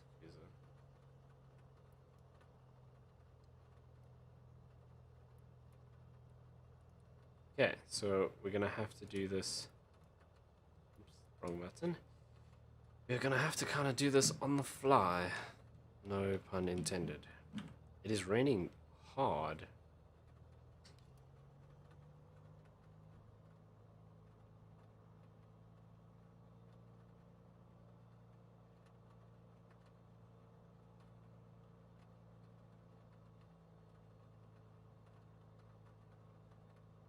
Right.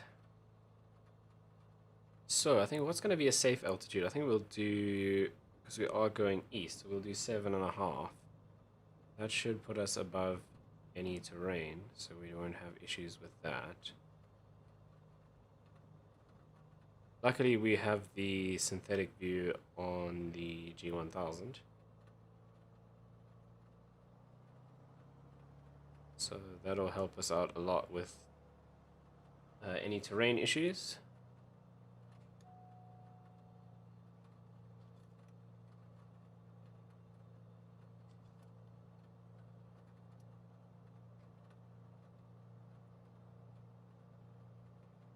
I'm just trying to figure out why.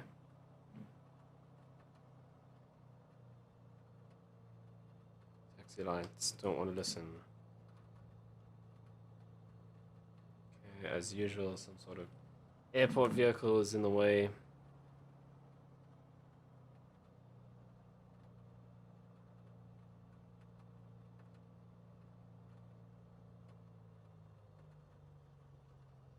So really cool that they've actually modeled this, but if you look on the windows, you'll see the more I throttle up the engine, streaks actually start getting a bit bigger. Pretty cool. Or am I just imagining it? Oh, I feel like they do get a bit bigger when we throttle up.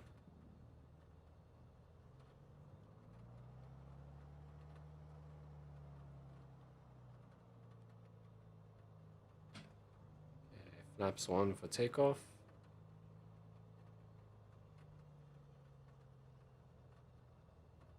Okay, so we are in a valley here. We need to be a little bit careful. In fact, before we take off, let's just see what this is telling us in terms of wind. Okay, so we are taking off into the wind. That's perfect. Right, so let's do it. This is the turbocharged mod of the Bonanza, so we have quite a bit of power.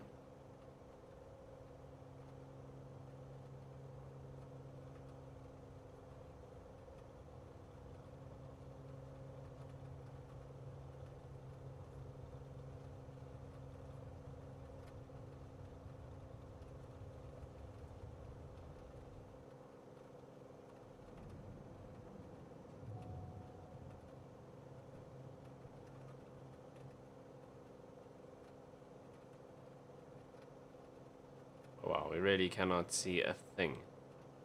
Okay, so we are completely IFR.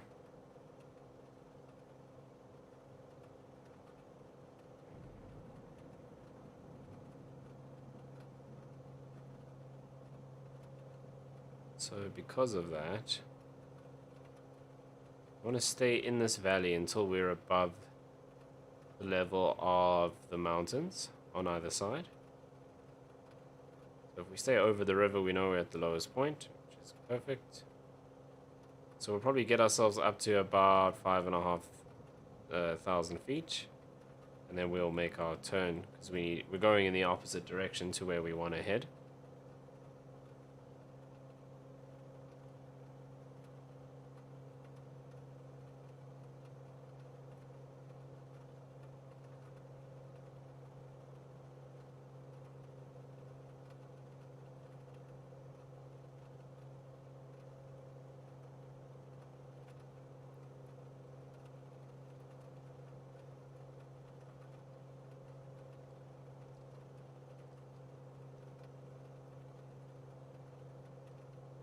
I think we'll actually go up to 9,000 to be safe.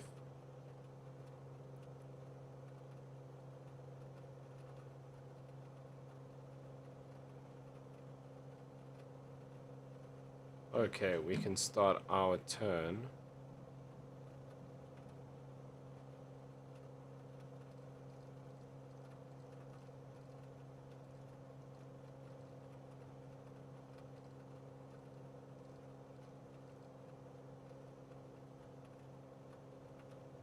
Keeping an eye on the synthetic vision, let's flip this over to GPS. So once we come around, we will let that follow the GPS course.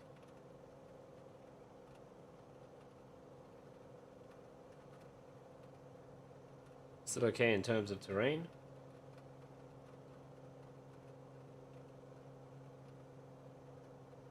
Let's turn off the taxi light.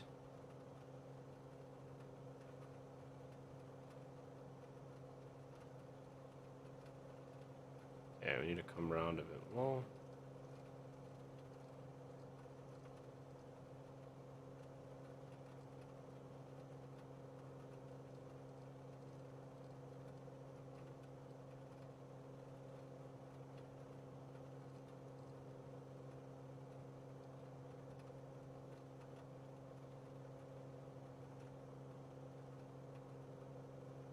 Okay, and let's actually now follow the GPS course. Very heavy rain up here.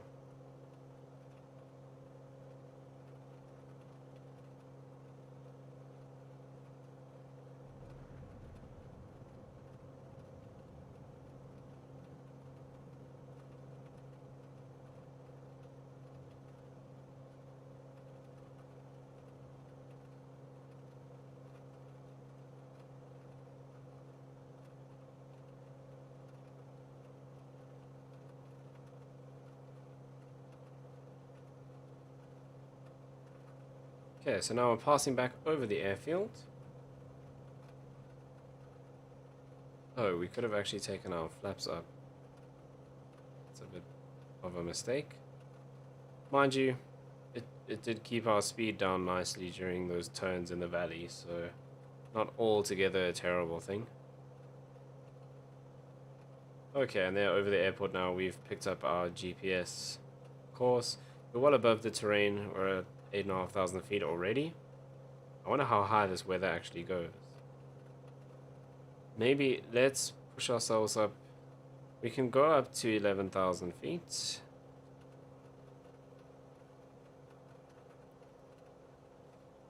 See if we can possibly get above the weather. This does look pretty intense though. I don't know if we will.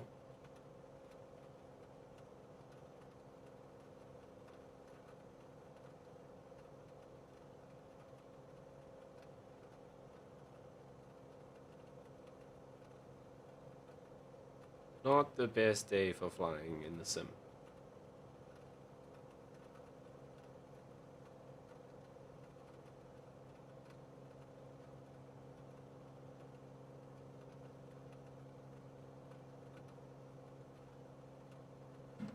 Okay, time to go 30 minutes to Skakusa.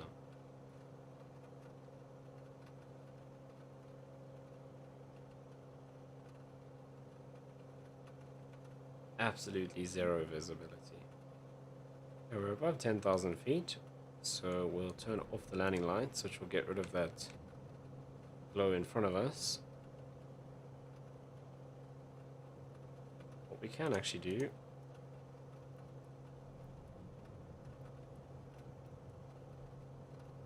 yeah, I don't think we're getting out of this. We have red all the way up.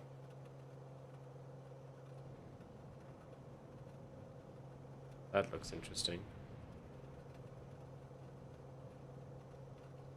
So yeah, it is it goes up pretty high, so we're not gonna break out of this.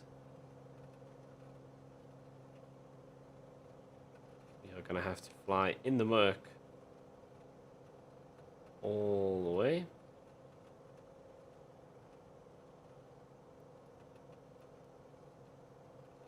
See if we can avoid the purple spots though.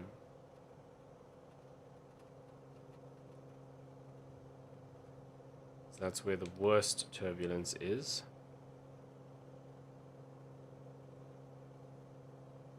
A 40 knot wind at the moment, which is pretty intense. Okay, we're leveling off at our cruise altitude, so let's bring that back to clicks.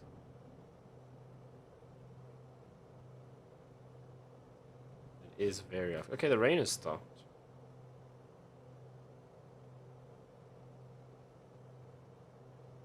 So we're out of the rain, but still no visibility and very bumpy.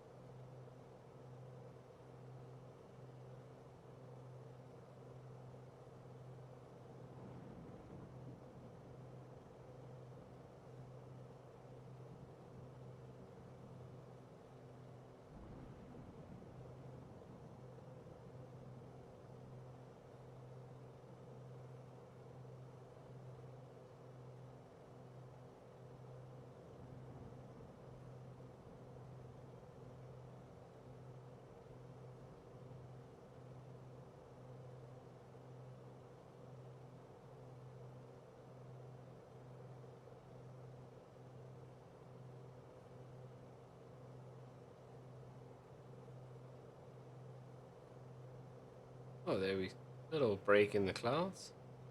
But I mean, still, oh geez, look at it above us. Yeah, we're gonna be in this all the way. Let's see how far it goes.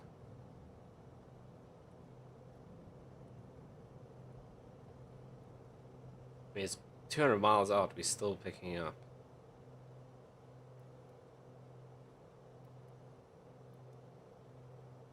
Look at that. Look at that turbulence down there towards Mozambique. Nice.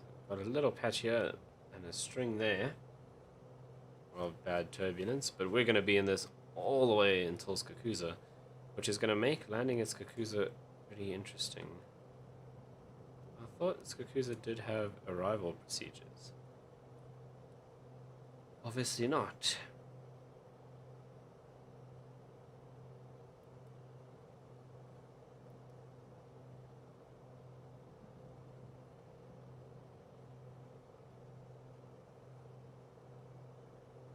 Okay, what have we got? 24 minutes to go.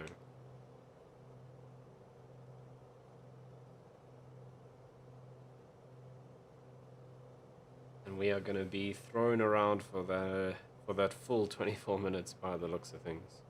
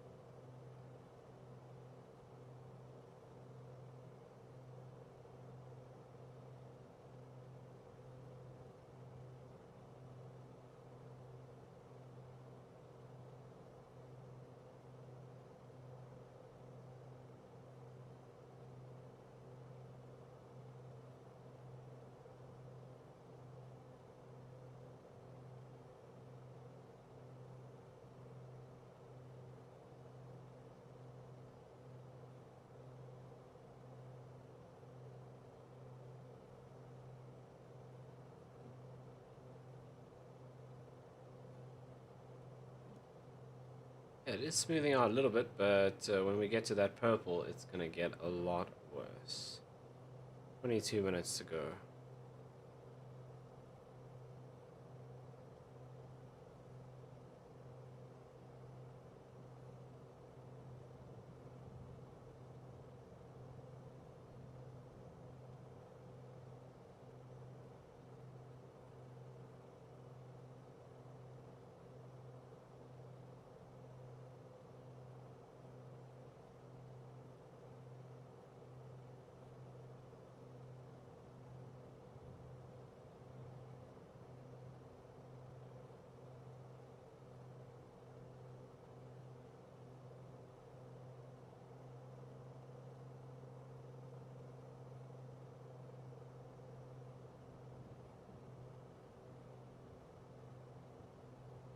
Okay, I'm just gonna push our throttle all the way forward, pick up a bit of speed, cut that time down quite a bit.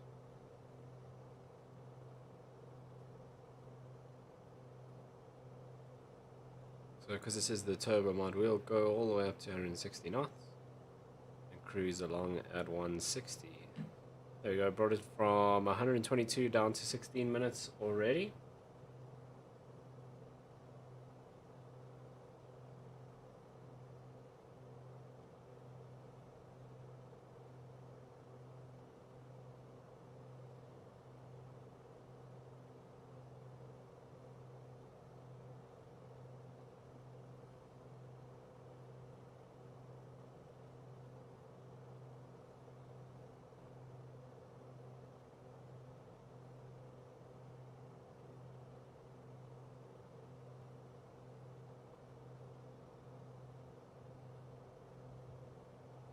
Yeah, it looks like in this wind, we've got 53 knots on the nose. Well,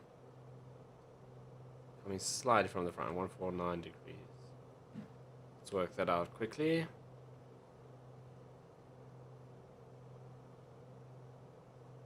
That's a lot of knots on the nose. Yeah. It's the wind is pretty intense at the moment. So if we go to our,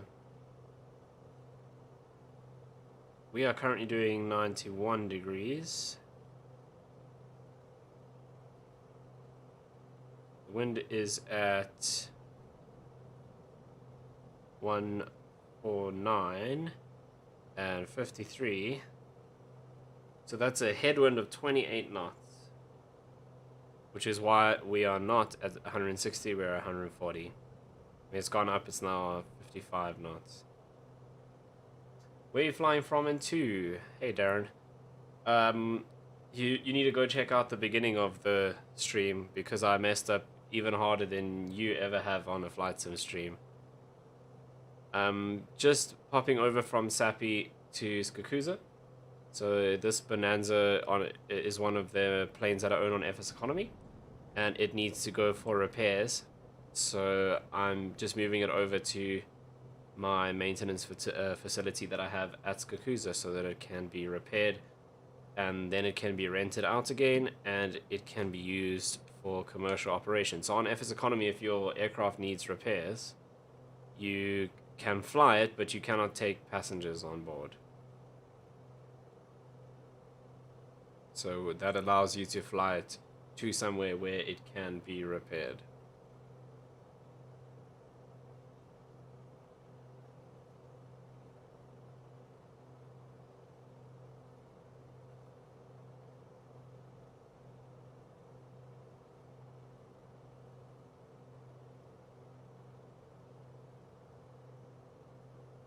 Yeah, this will be pretty chilled. The beginning of the stream was pretty bad.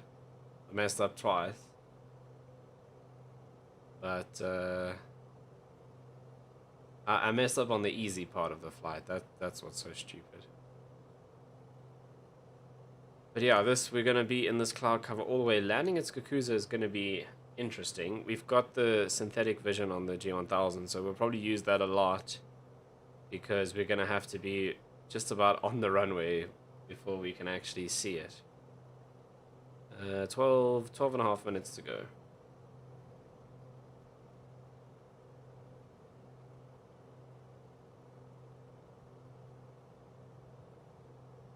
Cool, cool. Thanks. I'm almost done. But I'll see how it goes. If it gets busy, we might carry on.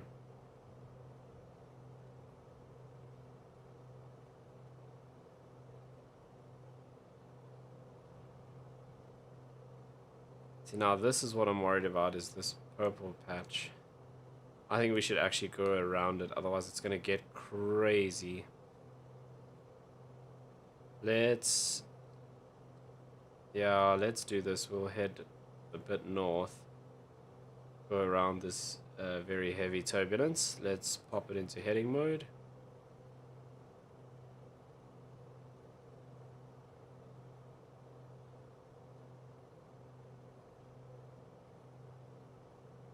And we can actually probably about 0.55, see if we can get around this little section of heavy turbulence, because we're already bouncing around and we're not even in the purple bit, so it's going to be really bad there.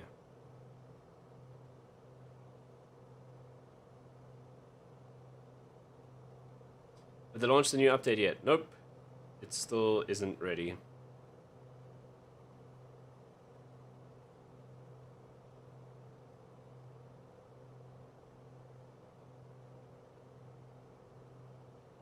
Flew the A320 again last night and had issues with it again. So I don't know. I don't know if I'm going to be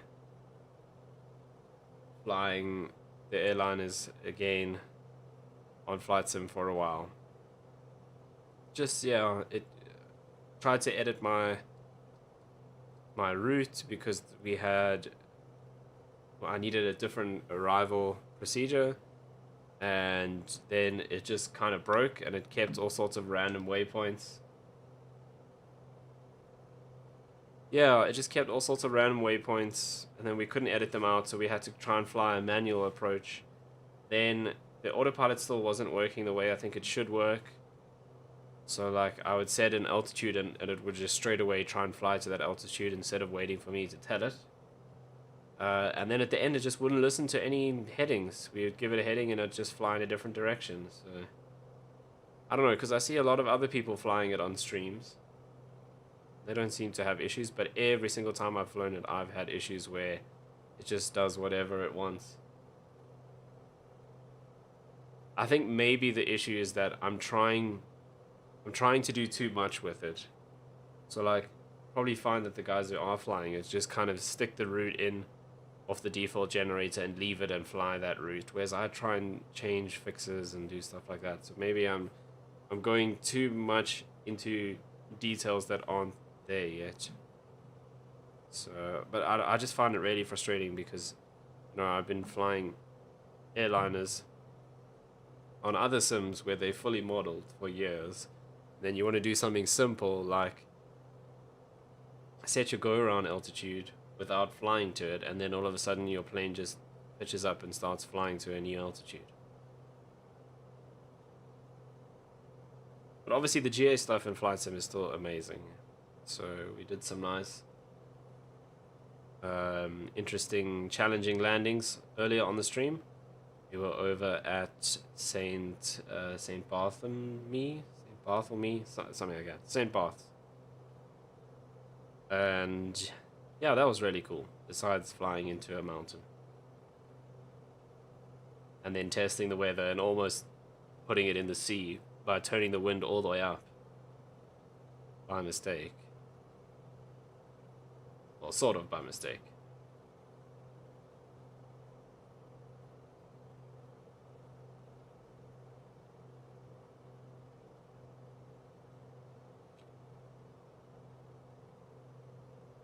There's one patch.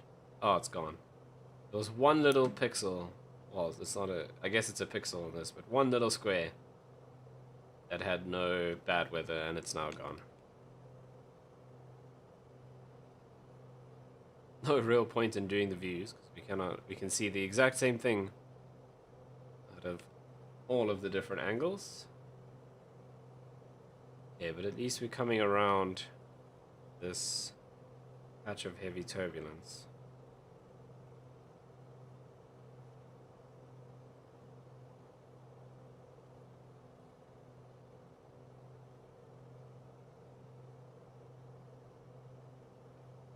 What I am super keen for is the Aerosoft CRJ, which we were expecting to release in Feb, but it doesn't look like that's gonna happen.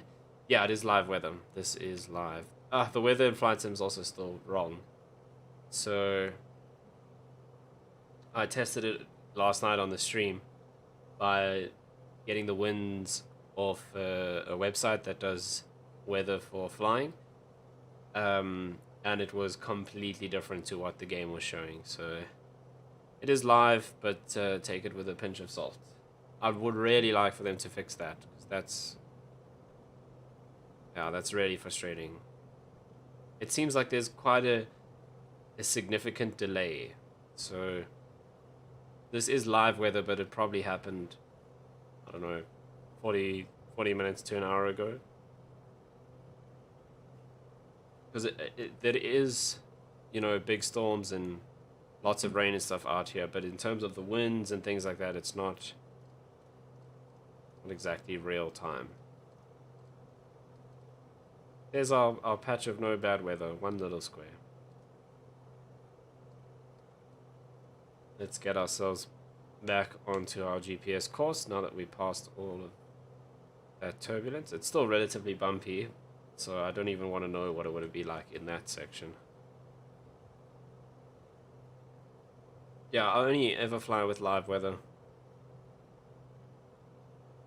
At least it's working, because the last couple of times I started up Flight Sim, even though I was on live weather, it was just clear skies.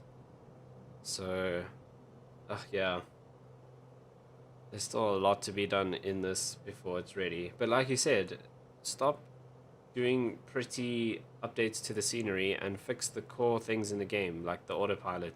Once again, earlier on, the autopilot in the Cessna wanted to just kill us. Fix the autopilot, fix the weather,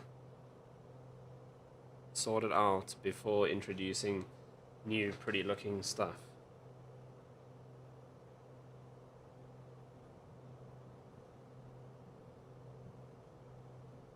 There's still something weird with the performance in Flight Sim, because like now I'm flying along perfectly fine, no issues. Last night, beginning of the stream, frame rate was really low and OBS just couldn't handle it. And then what did I close? Oh, I closed TeamViewer, which was running in the background, which always runs on my computer. And then everything ran fine. But TeamViewer's on now. I didn't shut it down this time. So I don't know, things tend to freak out. Now our propellers stopped spinning. There we go, it's back. Just world class. Yeah, I don't know. I hadn't even used TeamViewer. I just have it, I have it launch when I start my PC. So I've asked you a few times to switch on my computer that side, so that I can quickly copy stuff off. All you have to do is switch it on, and then often I'll use that to check in on my flights and stuff from my laptop. And I've never had a problem, but last night it just wouldn't.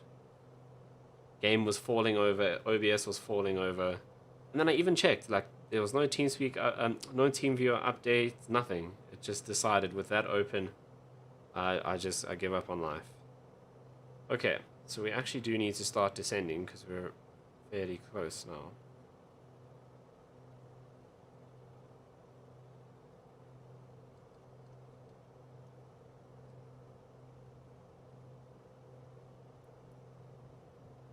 Let's actually do a flight level change.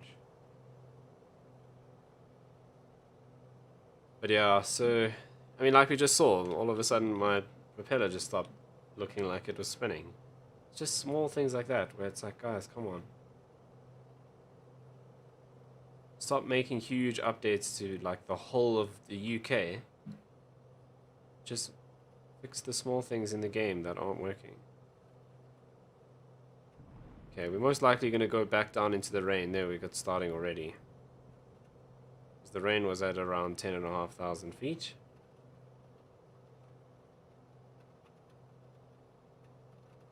I don't know, I'm getting more and more frustrated with flight sim as I go. It's a pity though, because I get more views when especially when I fly the A320, which FlybyWire has done a fantastic job so far, but it's nowhere near being finished.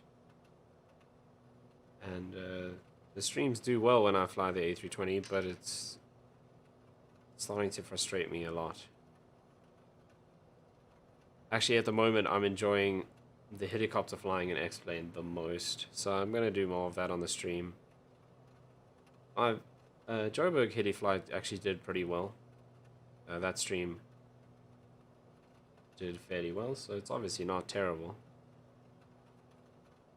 I'm not a good helicopter pilot though. I just need to do more streams, get more practice in, so I can land smoothly.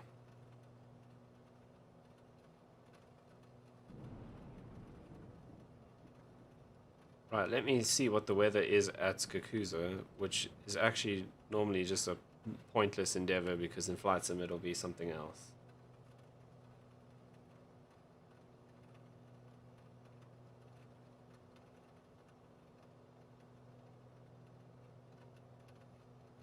Right, where is Skakusa? It's up here somewhere.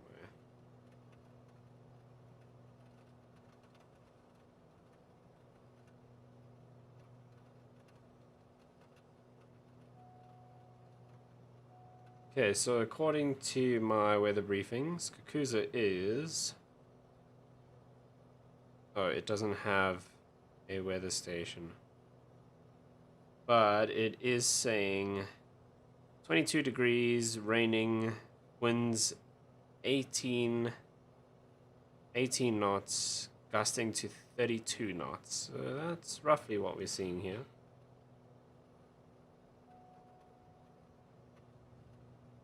Right, let's take over control from the autopilot and start our turn here.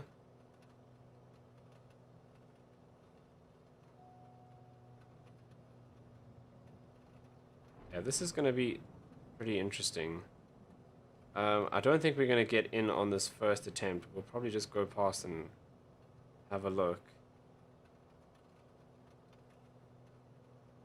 Does it give me the runway altitude here? No, it doesn't.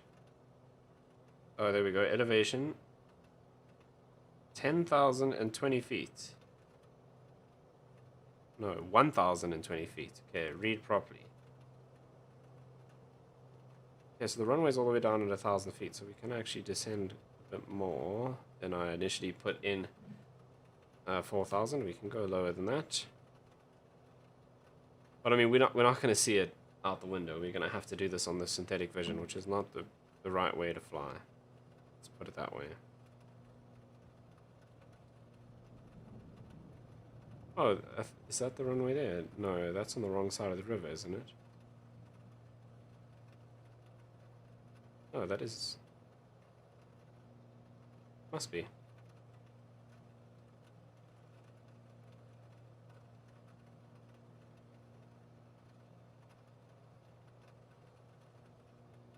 Yeah, that is right.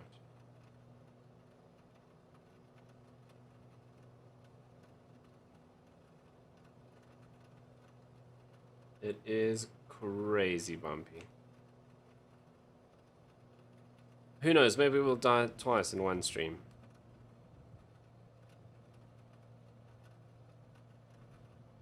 At this rate, I wouldn't rule it out. Not gonna see anything out the window. So in reality, you definitely would not fly into Skakusa in conditions like this. It is not an IFR airport. There's no ILS. If we had an ILS, we would be sorted like you don't even understand. But we do not. So we are going to have to do it like this, which is not legal.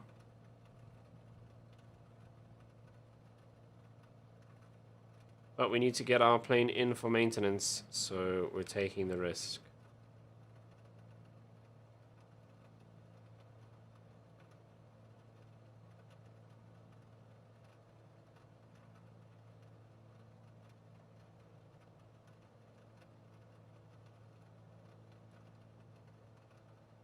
Yep, I'm going towards the wrong airport. I just had a feeling I was doing that.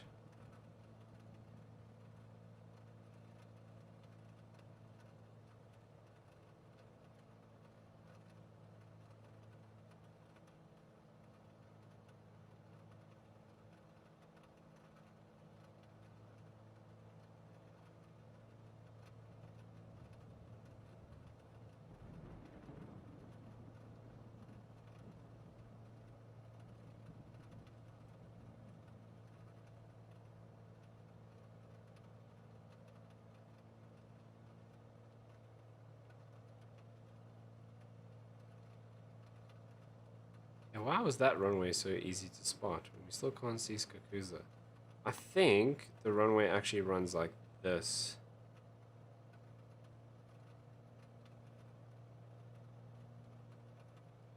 Oh, I can see a bit of the ground.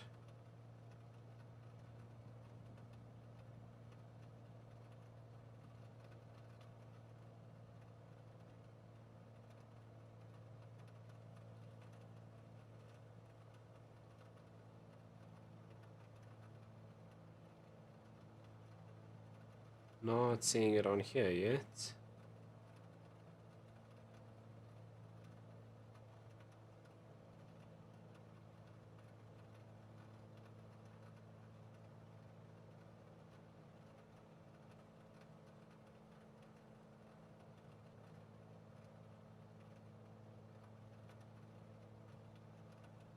Okay, it's off to our right.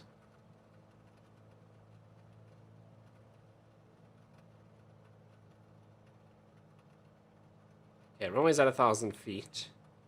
So I'm going to stay around 2,000 feet so we keep the 1,000 foot above the runway.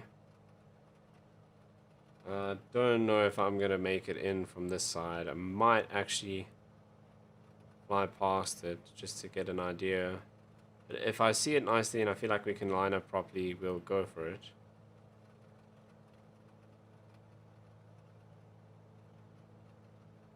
Okay, let's get some flaps going.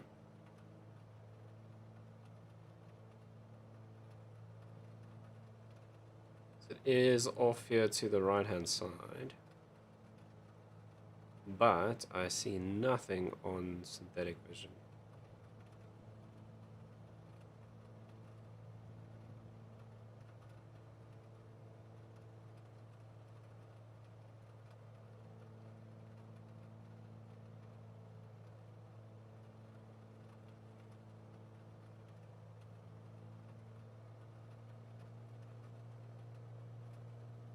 Right, keeping our airspeed up.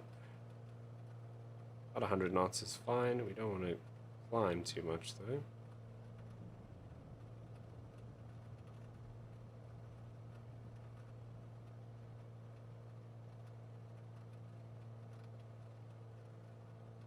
Ah, okay, I see the airport.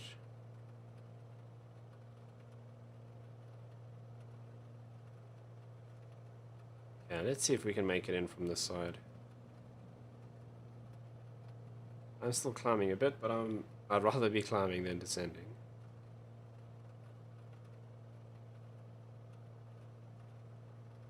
Yeah, how far are we?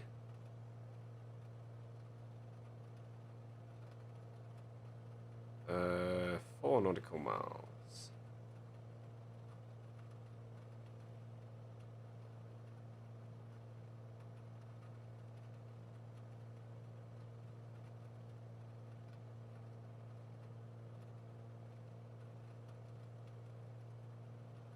Okay, let's get the gear out.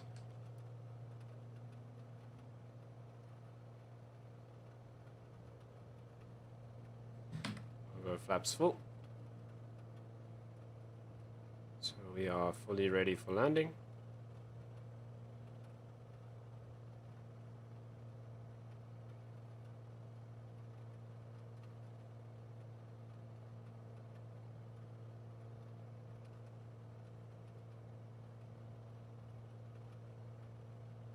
This is what you call IMC. There is nothing VFR about this. And if you got into this in real life, Not knowing how to fly instruments, you would 98% chance end up killing yourself. Okay. Starting to see the ground. There we go. We just broken through a bit of clouds there. We've got some visibility. Hey, there's the runway. Check at that.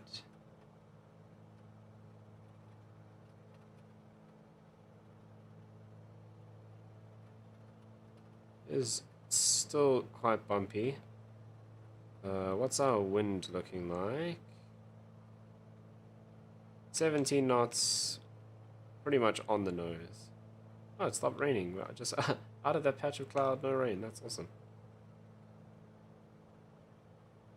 Cleared up really nicely. But we are definitely fighting a bit of a crosswind here, which is not really what the display is saying. It's saying it's coming straight in at it. Well, mind you, it's coming straight in at the angle we're at now. It's not quite aligned with the runway, I guess. We feel like we're a little high. We did keep some extra altitude because of the conditions. So that cloud just over the runway is probably going to have more rain in it.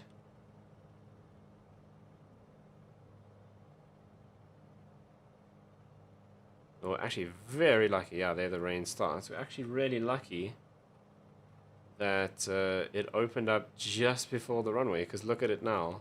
If it had been like this all the way, we still wouldn't be seeing the runway.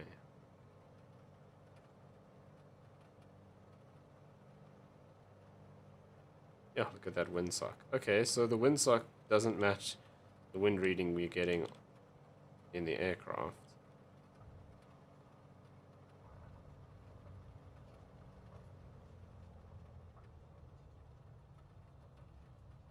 It's a very significant crosswind.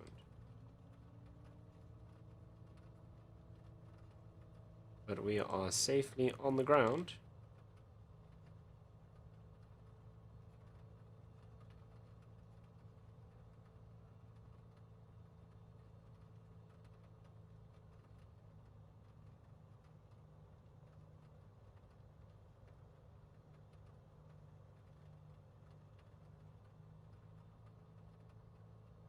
So I can have my taxi light on now. I left my landing lights off just because of this light that you get in front of you. It makes it a bit more difficult to see when you're in the clouds. See, I mean, that windsock is going off to the side, which is what I was feeling. That's not really off to the side. Still an amazing looking game. Absolutely. And how cool was it that we came out of the cloud, no rain, and as soon as we started coming into the next cloud, the rain started again. That is so cool. It would just be nice if the wind would actually match what everything is saying. So it's like, you're like 90% there. It's just those last few tweaks that need to happen so that it makes sense. Because I'm judging, oh, okay, cool, the wind is straight off my nose, coming into the runway, and I'm crabbing at like a 20-degree angle, and then you see the windsock and it's blowing that way.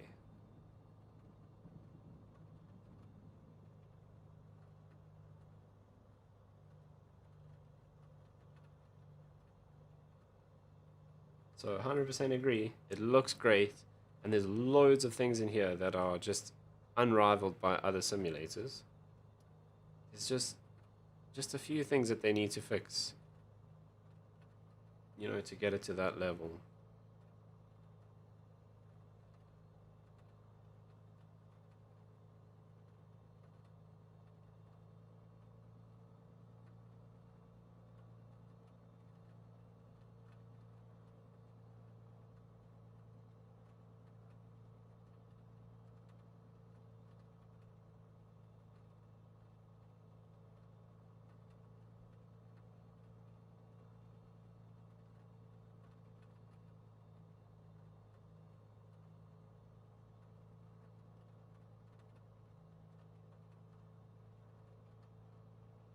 Right, there we are. Welcome to Skukuza. Well, park our aeroplane up.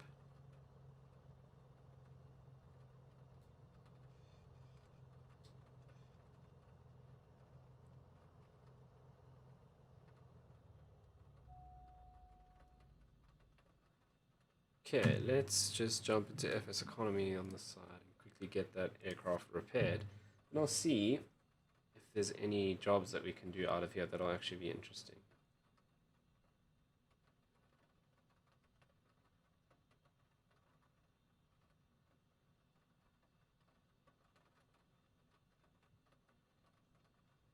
Right, so our aircraft is all repaired and good.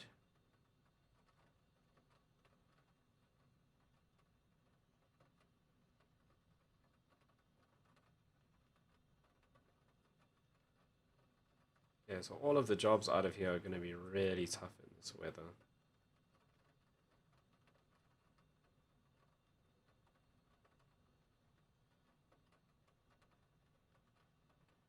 Okay, none of these airports have instrument systems and they're all already short runways. So that's going to suck. Okay, well, I think actually we can call it there then for tonight. We've done a good 2.5 hours. We've done some interesting stuff. Look at the angle of that rain. So that just tells you that the wind is really intense, and it's definitely not coming straight down the runway like it was telling us. It's at a good angle, which is exactly what I was feeling. So it is pretty frustrating when your systems are telling you different things to what you're actually experiencing. So hopefully they can sort all of that stuff out, because that will make me very happy, and then I can do flight sim more often and more realistically. Anyway, thank you so much, guys, again for tuning in. Always a pleasure hanging out with you. Hope you have a fantastic rest of the week. I'm once again crazy busy during the week, so I don't know if I'll be streaming again during the week, but we'll see what happens. So thank you so much for tuning in, and I will see you guys again soon. Cheers.